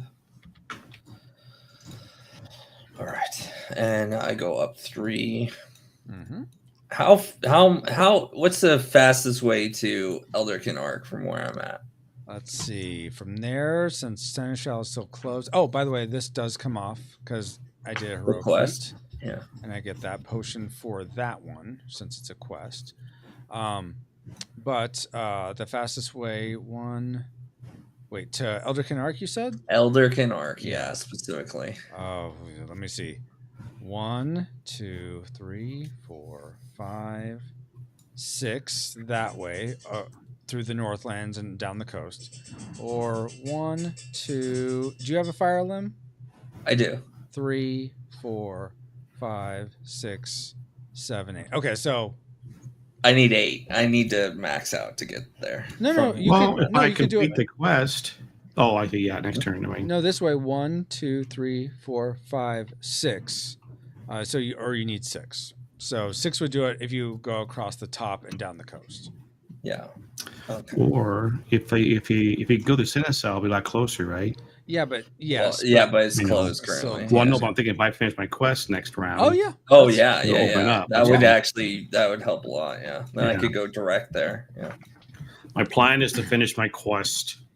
Okay, go ahead and roll for where you're gonna go, Q, or for corruption. Excuse me. I don't know why I said that.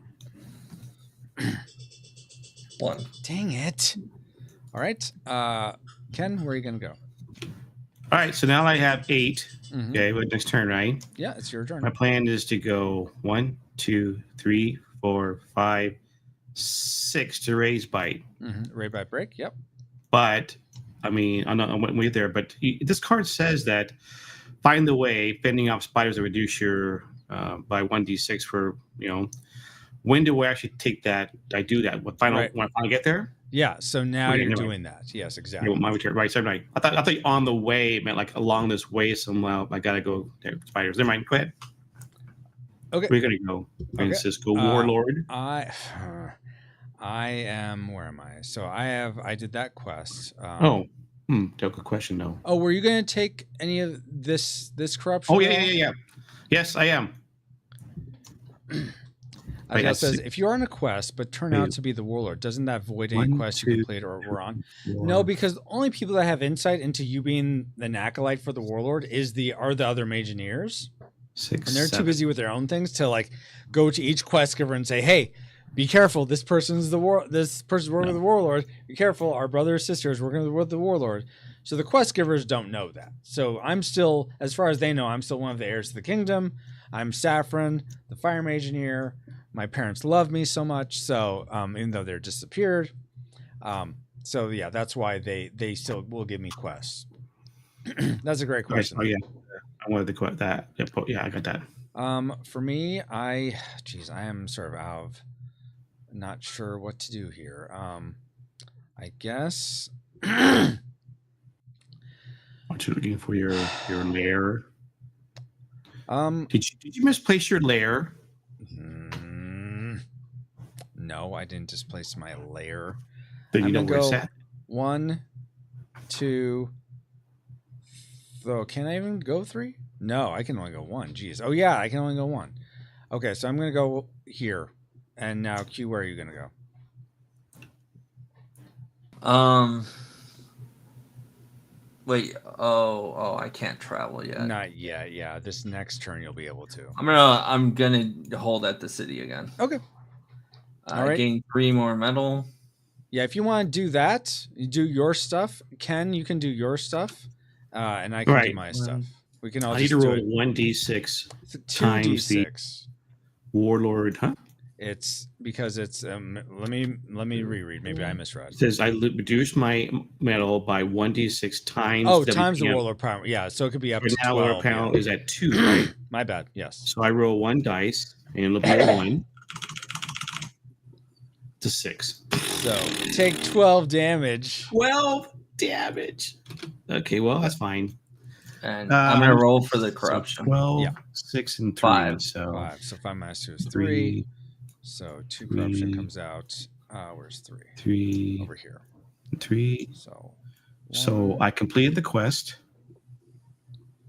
Take card from draw pile and play this artifact. What? 2. Wait, take card from the draw pile. Right, the main cards, right? Yep, these main cards. Yes. Take that in my hand. Okay, got that. And then it's my artifact now. Push it next to my board. Mm-hmm. You got to rotate it. Yep. 90 degrees. Q and E rotate. Yeah. Q and E. Yep. Oh. There you go. Yep. And the rest of the game, I can move anywhere on the map as if it were one map marker away. Yes. Wow. Anywhere. And I get this potion. I'm saying a shell, right? Yep. Because you open that, because you completed it there. And you have another, and that's heroic feat, so you can level up your last time. And my heroic feat, thank you, reminder. And I'm going to do my augment on the village. And since I've already all my shock charges anyways, so I maxed out. I can't have any more, right? 2. No, 3 is the maximum. So you start with 1. Okay, remember, it starts with 1. Uh-huh. Then on the first heroic feat, I add 1. Mm-hmm. Second heroic feat, I add 2. Mm-hmm. Third heroic feat, I add another 1. That implies 1, 2, 3, 4, 5.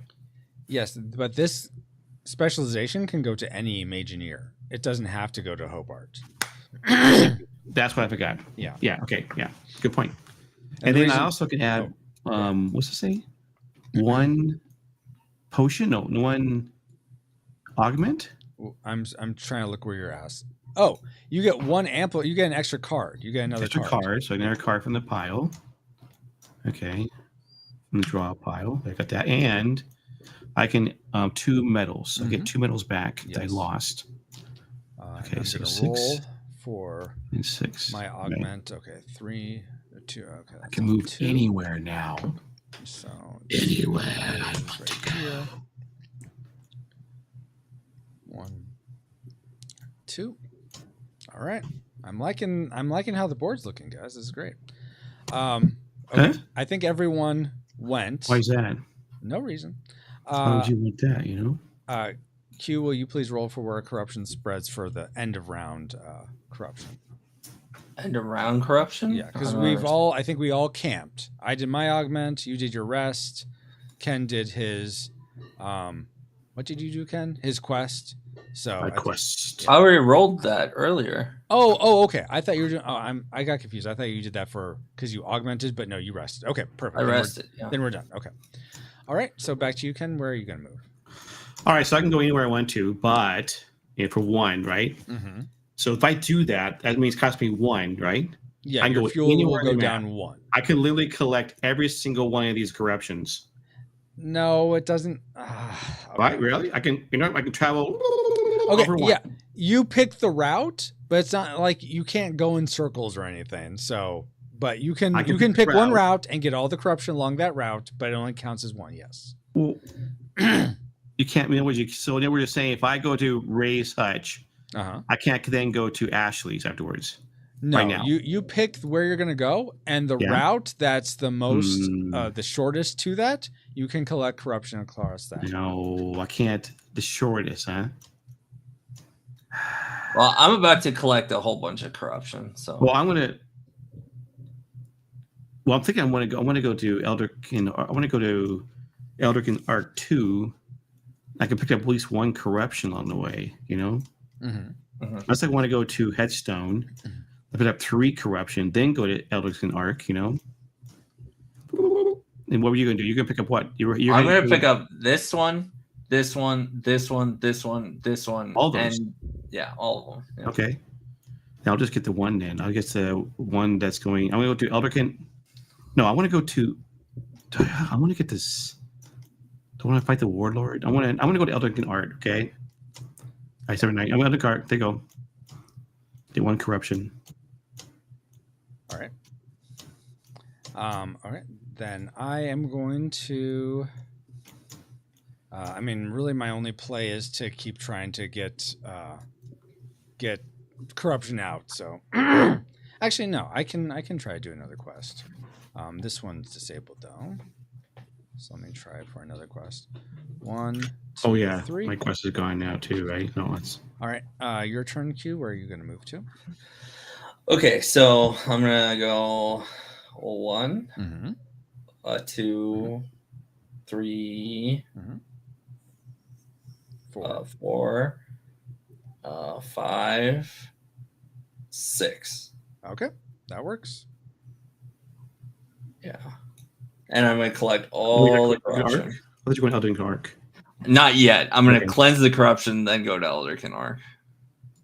Because you can cleanse the corruption for free at Seneschal. Seneschal, yeah. So Oh, you can? Mm-hmm. Please. Yeah. Yeah. So if you want to go there and Yeah, I didn't know that. Sorry, but yeah, I'll do that for free. Yeah. Because the great cathedral there, you're able to do it. Yeah. Okay. Sorry, I missed that part. That's it for my travel. Okay. Then. Yes, good job. Good job. Yeah, good job. All right.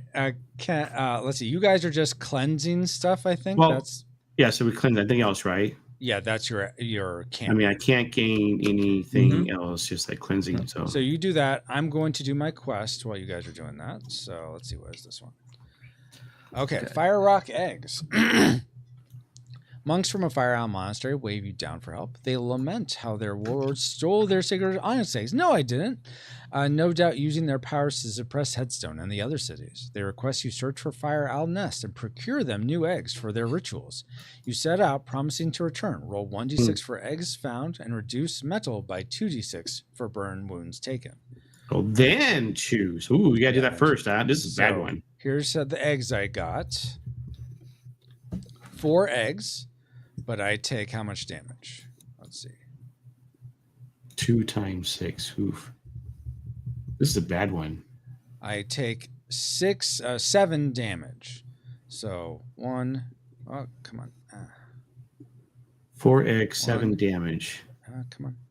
2, If 3 more eggs found, you return 4, to the monks who share you share 1 egg and inspire 6, with you. Oh, nice. 7. All right. So let's do so. Or keep all the found eggs. They become +1 Potion or plus 4 metal each. Oh my gosh. Seneschal counts as a city, right?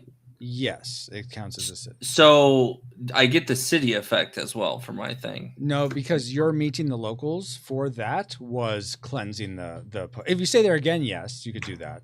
But okay. but you're All right. And I'm gonna take the four potions. I'm gonna eat those eggs, turn them into potions for me. Yum yum yum yum yum yum. Yeah, no, that's a good one for you. You know. And this quest is discarded. All right. Roll Q, please, for corruption. 6. 6 minus 2 is 4. That's okay. Port powers. 1, 2. All right. So with that, guys, we're just about at 5. So I think we're gonna have to end, unfortunately. Which is That's okay because you were gonna lose. What? Yeah. I was gonna have 4 charges. I was just gonna blast Yeah. you with venom, and then you'd kill your. Yeah, your but stuff I on have blood charges and vampiric clutch, and you'd be nothing against that. So No, it. I have 5 cards in my hand. I got 6 cards in my hand. I got 4 cards, so that's something. I got 3. I have more potions. You got all those potions. Oh yeah, you're gonna lose too. Nothing personal, but wow. I think it would have been an interesting fight. Nonetheless, I mean, I have the cliffs of vitality. Wall you off. You wouldn't be able to even touch us. And I'd just constantly be giving us shields. Wow. You know what? I'd figure it out. I'd figure out a way. But no, that was awesome, guys. Thank you. Lose as usual. What is that supposed to be, Dale? Here's what we'll do, just for funsies. I'm gonna roll 1 dice. You guys roll 1 dice each, and if your sum is greater than my 1 roll, which is your odds are in your favor, then you win. If my roll is higher than both yours combined, 6. I win. How about we just count up our mech scores? I rolled a right 6. Now? Automatically. What do you mean by mech scores? Our what's it called? Our your medal. Highest medal wins. Fine, you guys win then. I don't have that much. I rolled a 6 anyway. You had a 4, so that's it. Fine, guys. I just thought it would be interesting. Okay, but we'll stop. Let me declare you guys winners here. Finish. Yeah, high five. And then determine winner. Oh, come back. I want to finish. Determine winner. Not me. Cool Deluxe It's and nothing personal. Ken. As they seem to obliterate you. That's right. Oh, What? Oh, there you go. Yay. Thanks for the victory points. Of course. Okay, so let me hear from you guys. First off, let me ask Ken, any between the last 2 things? Yeah, exactly. Just like Ken said, it's nothing personal, Rosie. Exactly. Was there anything that you noticed that you either liked more or disliked more from the last time you played? You know, it's funny. And I'll come to you right after this. Cool. Or Q. It's interesting how much this game has changed over the years. You know. Mm-hmm. How was the last time? What I like about this time is I knew more. I was able to understand. I mean, last time the game had changed a lot. Well, not a lot, but this time around, understanding it, I was like, okay, I need to do. At first, I thought like, oh my gosh, my quest is always at top. Mm-hmm. And by the time I get to the top, we'll be fighting the warlord. Like, oh my goodness, right? But that didn't happen. Mm-hmm. You know, I don't know. It's just, I mean, I can't see anything flaws. I told you about the lettering, right? Yeah, Otherwise, yeah. Which no. I will definitely consider that because that's. I imagine there's lots of people that think that same way. It's like, why do I have to turn this? So. Well, I don't mind turning the card. It's like I know it's a feature of the Tabletopia, but like I hate that. I wish you could turn cards in your hand. But so again, I was playing Ticket to Ride. No, I can't think anything. This means the game is getting. See, I said when I first played the game, I liked it. Mm-hmm. Every single iteration, I've liked it. Mm-hmm. This is interesting because the way it's like where HP is all based on the metal, right? So you got very much clear about how are you going to take their metal? What are you going to do? When are you going to think about the fighting you're going to do? Mhm. You know, but I got that special potion, gave me an extra shield. Yeah. That's kind of cool, you know. Mm-hmm. The head change. I don't think that was the way before. Mm-hmm. I also realized, I mean, I'm going to keep collecting cards more often. Yeah. You know, so that's why I got 6 cards now. I thought about changing. I have a 5 card, a 5 purple. Uh-huh. I thought about swapping out one of my things like, maybe not. I want to make, because the idea is like, not today's pretty good. Yeah, today that's why I kept it. Yeah. And the fact that, you know, I don't have 2 blues, so I can't do the right hand side. Mm-hmm. I did have a yellow. Now I could do, if I wanted to, I could swap out one. I do have 2 blue cards, or I could probably swap out, you know, like one of my feet, Mm-hmm. you know, for a 9. I have a 4 blue. Then I would have, you know, at least 1 purple and 2 blues. Oh, for one the purple. I have for 1 the purple, 2 blues, and red. I speed still cyclone? have then. yeah. Huh? For the speed cyclone to your extra abilities. Yeah. Yeah. You know, it's thinking about also the fact that I like the idea. Okay. Give me those. I mean, that's where like, okay, this is interesting. You know, Mm-hmm. Mm-hmm. the challenge, the strategy, and that kind of stuff. So, I can't think of anything that's bad. It's just always getting good. You know. Okay. Awesome. Thank you for that. I only think, I mean, the symbols. I keep forgetting of time. Do you have a key somewhere for the symbols? Yeah, they're on the back of these player aids. Back of the player aids. So I turned it over one time. Oh, I think it when we finished it. Let's see.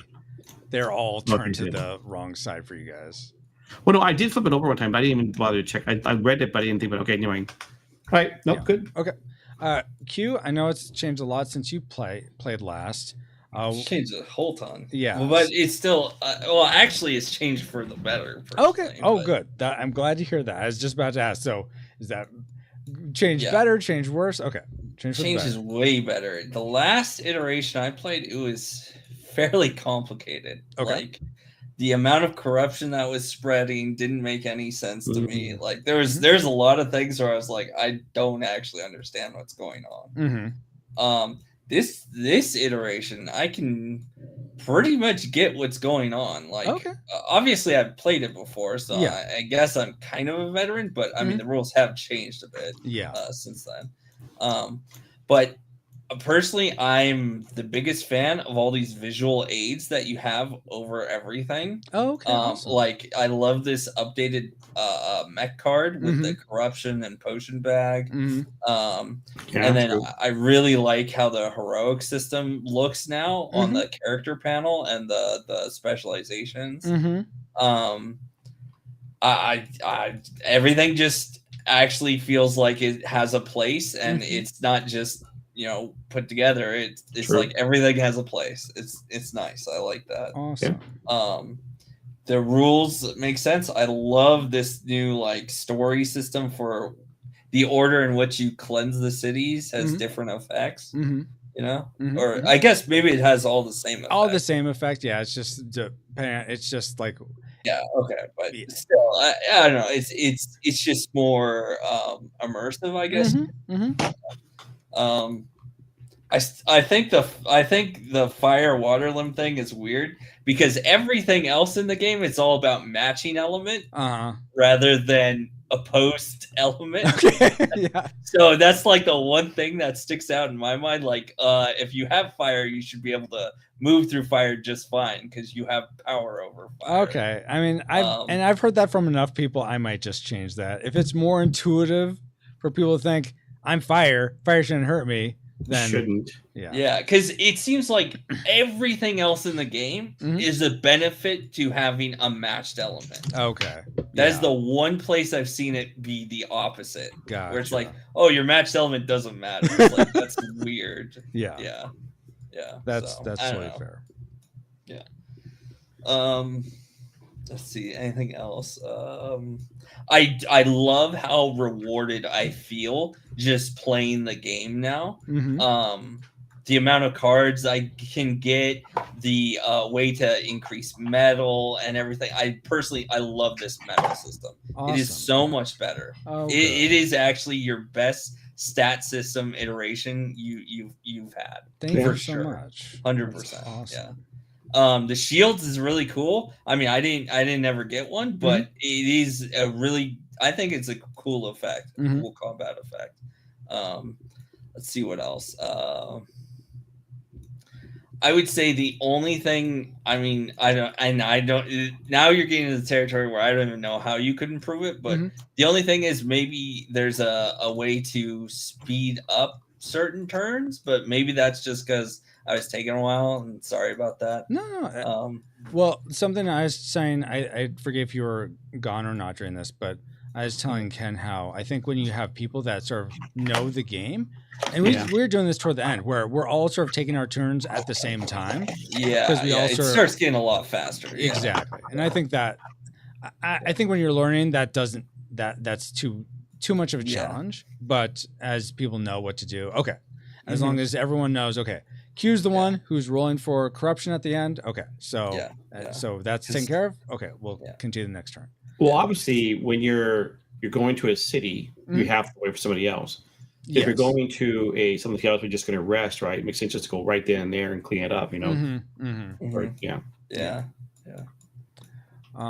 But overall, this is really cool. It's actually getting a lot of fun. Like I want to play again now that I like kind of understand some things. The only thing I still don't get is why am I assigning Twig as Malcolm? Is that like an assigned thing? It's random. It's random. Like the Magineers and the Juggernauts torsos are random. Okay. Yeah, each time. Okay, it's all random. So you may not get Twig if you played Malcolm next time. Exactly. Yeah, I see. One thing I am considering is for the specializations, and you can tell me what you guys think of this, but you could play it where you get a random one to start, and then you're trying to build your Juggernaut to that, or you can not get one to start, and then you can pick one later. I don't know which way is better. I kind of like that I feel like there's already enough like trying to focus. Okay, I just want to build this the best I can, trying to also build it with the cards I get with. I'm talking myself out of that, so never mind. I'm just probably gonna leave it. Well, no, I get your point because if you're building to a certain, if like say I want that card, okay, now I'm building that direction. All of a sudden, someone takes it. I'm like, oh crap! Now, what am I going to do about that? You know, that just means you got to make a choice to change it. Yeah, that's true. So one other thing. This like card on display thing, I don't know, it kind of was confusing to me. I still don't understand. Well, it's just a crappy card too. I mean that's the other thing. Because like, that's random also. So. I don't think it should be random. I think it should. Yeah, make a good point. You probably should be a really enticing card. Like a not today. You know, a specialized not today. Maybe it's not a today card. That's not a limb, not a random. It's a Ashley Haberdashery special edition. Oh, not today card. You know. Yeah. Oh, okay. So no one can really refund it through their amplifier or anything, but it is really strong to have. Oh yeah, they can't refund it. Yeah. It's like a gray card. Yeah.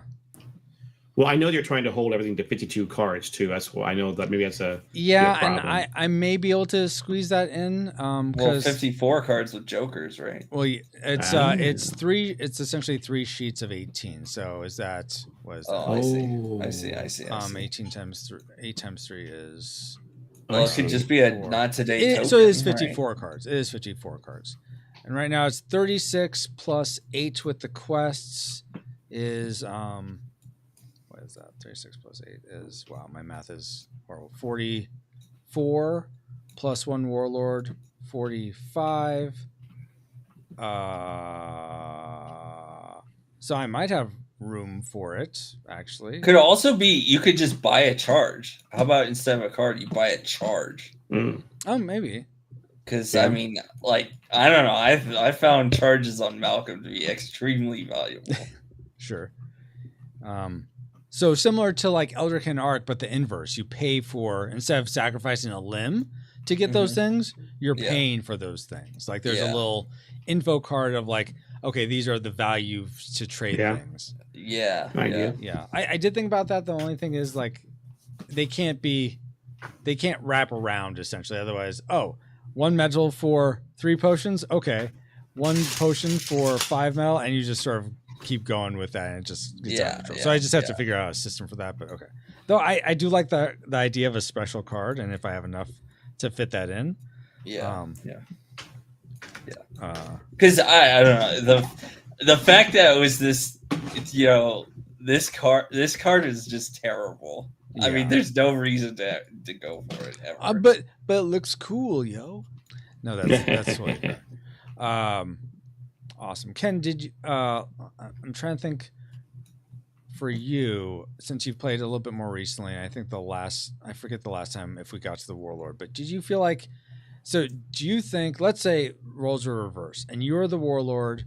You had sort of this setup, the setup I had in place. Do you feel like?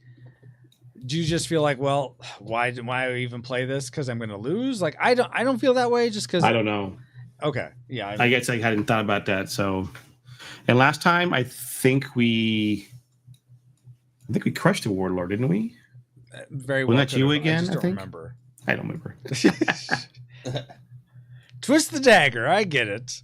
No, I think it was 3 of us playing. I thought we, you made adjustments. I think sometimes some of the potions. I think it was we kind of, there were some issues with the potion rules on the Warlord, and so if you had more potions, you probably would have survived. But we just kept crushing you over and over again. I get, yeah. So I don't know. Obviously, playing the Warlord with my guy, maybe it'd be cool, because I have all my power up here, right? But yeah, absolutely. I don't know. Let's say you are the Warlord, Q. With let's go with that. Like you have the Warlord with the powers you have now. Do you feel like you would have? Oh yeah, I can't pull these cards. Do you feel like you would have been in a good place to fight 2 of us? Like with my board. Yes, your board. Yeah, not mine necessarily, but your board. I don't know. I mean, I do, but at the same time, right? Mm-hmm.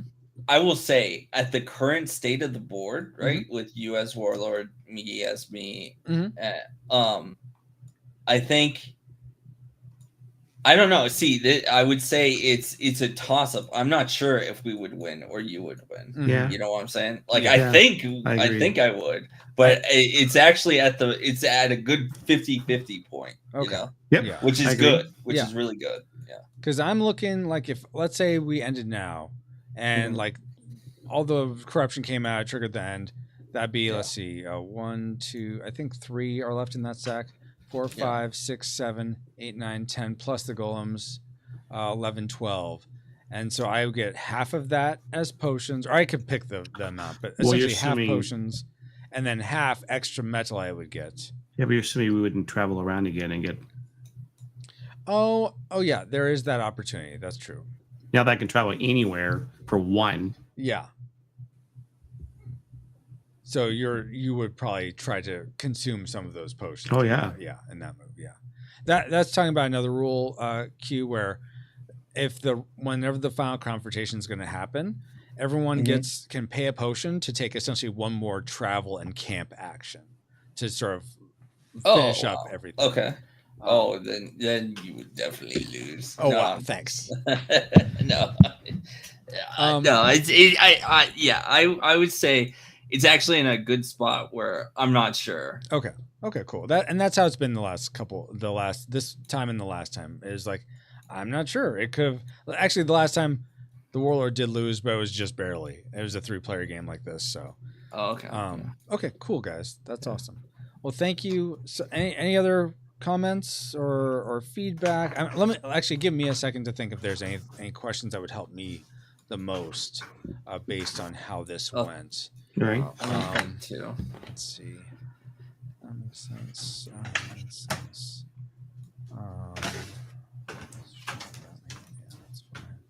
Oh, anything?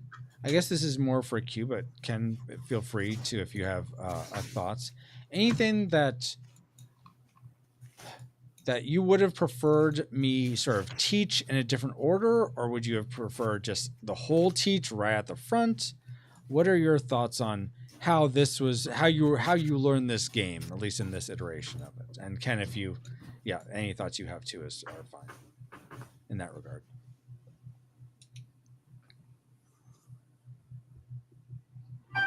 Did that make sense? Yeah, I'm thinking. So the I I mean, it's hard to say because I'm more of a veteran, so I kind of get what's happening across the board. So, I mean, I think if I was completely new to the game, I think I'd still be a bit overwhelmed. Okay. And I mean, you know, of course, there's going to be a learning curve for any game. Yeah. I would say like it's definitely a steep curve for the game as it currently is. Luckily, it's not because of stats or anything like that, like it used to be, which I appreciate. And player charges and all that stuff. It's more so the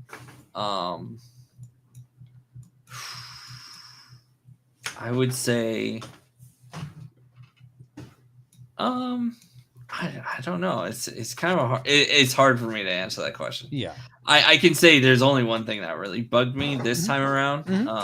And that's just when you were moving the pieces for me. I don't like that. I'm sorry. I'm sorry. I should have let you guys do your own things. I'm so sorry. I agree. Even though I'm kind of patient, I get it. That's why I was like, get out of here. That's totally. I see that red hand floating around, going, yeah. No. But I get what he's doing though. I mean, he's being very helpful. Appreciate that. Love it. But we gotta fail on our own, okay? I mean, especially if I was there with you guys, I know if I was playing, I wouldn't want someone just touching all my space. Cards and my thing. Yeah. So I totally get that, and I will work to do better about that. I mean, that is probably more of a thing for veteran players who have played it before.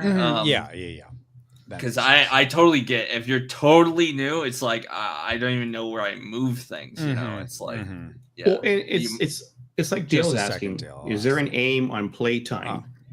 Okay, and so I get what he's trying to do, help to speed up the play. Especially when we're trying to be limited to a streaming time, but still, I think some of the things where I'm just like nitpicking, moving your guys' pieces just to be just so it's like you can lay off that. Francisco. OCD. Exactly. But I think where it's trending, Dale, is about 1 hour per player is what it seems to be trending. I was hoping to be closer to 45 minutes per player, but especially if you're teaching it, it's going to definitely be like closer to an hour per player. I mean, we started about 3 hours ago, given my issues with getting the game to go just right, and Q reminding me that he was going to be a part of it. Which again, thank you for your grace in that. Of course. Let me ask you both this, and I'll start with Ken.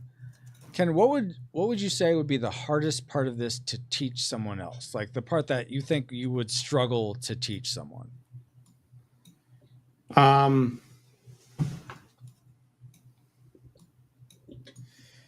guess it's the strategy things, you know, but that would be something you got to learn. I was thinking about the fact that, you know, you build a mech for a reason.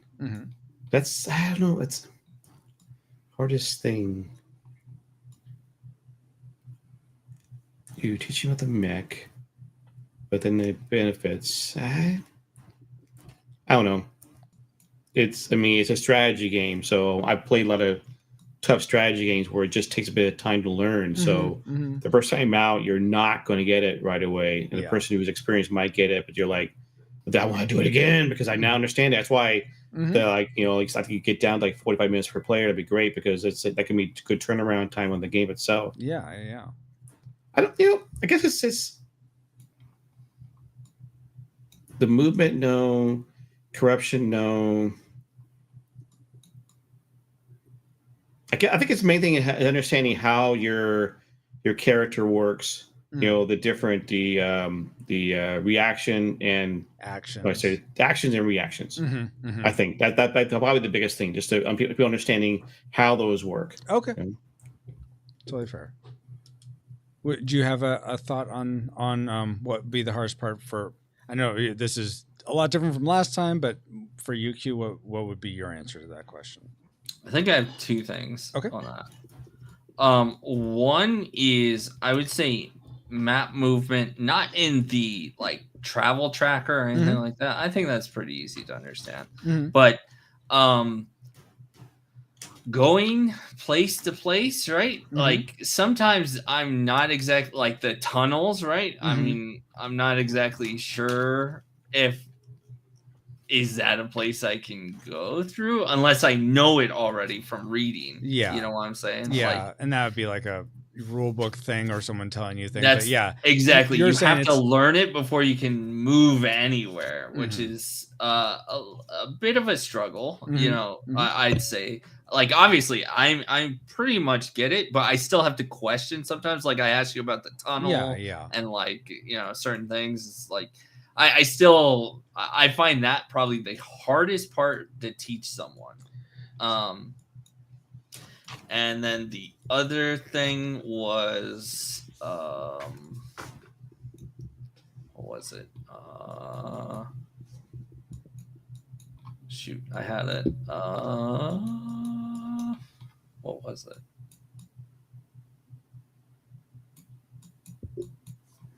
And if you guys watching, Dale, or I know Rosie, you stepped away, but if anyone watching has any questions, let me know. Are you streaming too, Ken? I think. No. Okay. No, right now I'm not. I didn't. Okay. I was gonna raid you if you were. So that's I'm streaming at 6. That's all. Oh, okay. I guess possibly the only other thing is, well, you never explain what these mechs do. Oh, which? Oh, yeah. The bodyguards ones. Yeah. So what it was originally you could go to a village, pay potions, convert them into a golem guard, which would be like a little pet that could guard you from damage. They'd have their own shield that could guard you, or they could throw themselves in front of damage and just absorb a huge hit that way. They could attack a little bit. But in all the playtests, they rarely got made, and when they were made, they rarely got used. So I feel like it's yeah, I remember that. I keep forgetting about them. So I feel like it's just maybe that's more of an expansion thing I could do later.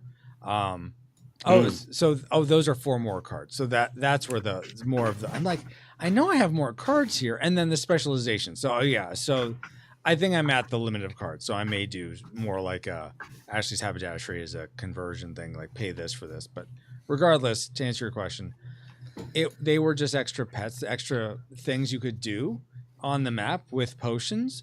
Potions have gotten, especially with corruption being something you have to convert manually, they don't just happen when you go over it. Yeah. I think potions are a little more precious, so people probably wouldn't want to just spend them to make golem guards.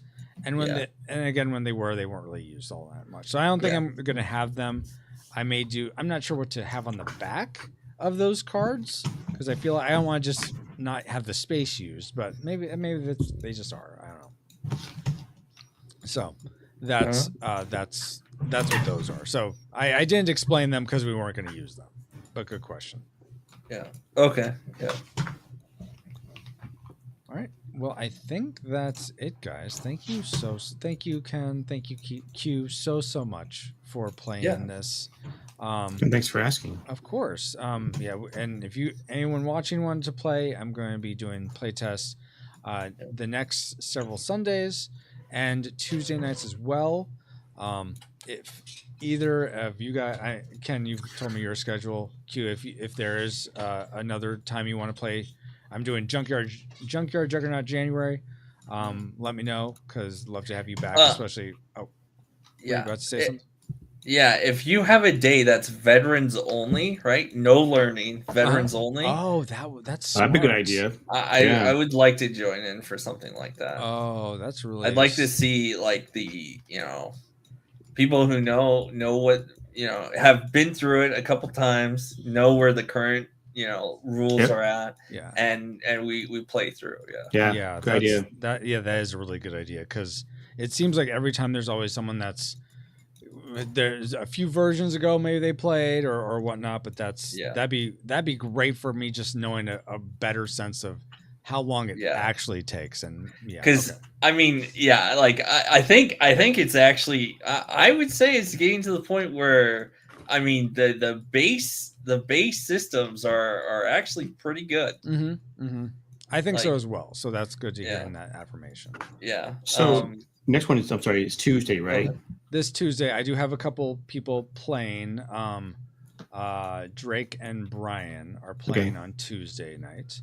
If you're not full, I can do it too if you want to do it. You know, I think just because of the lateness, I don't want to do a 4-player game. I'm just going to do another 3-player one. Sure. But they are more veterans, so. And what's this in-person one you mentioned on the 21st? I'm sorry, say that again. Well, you had you gave me your stream schedule. Like 21st was a possible in-person playtest. Oh yeah, because that's gonna be local here. If you want to drive down, Ken, I will make it happen for you. But I have to. So I've printed out the cards and sleeve them with the old cards. So all the amplifiers and all that and the upgrades are all right. But I still have to cut out, because if you guys look at the player boards with all the tracks for the metal, I envision having, essentially, when you have your actual in-person board, those will be what's it called?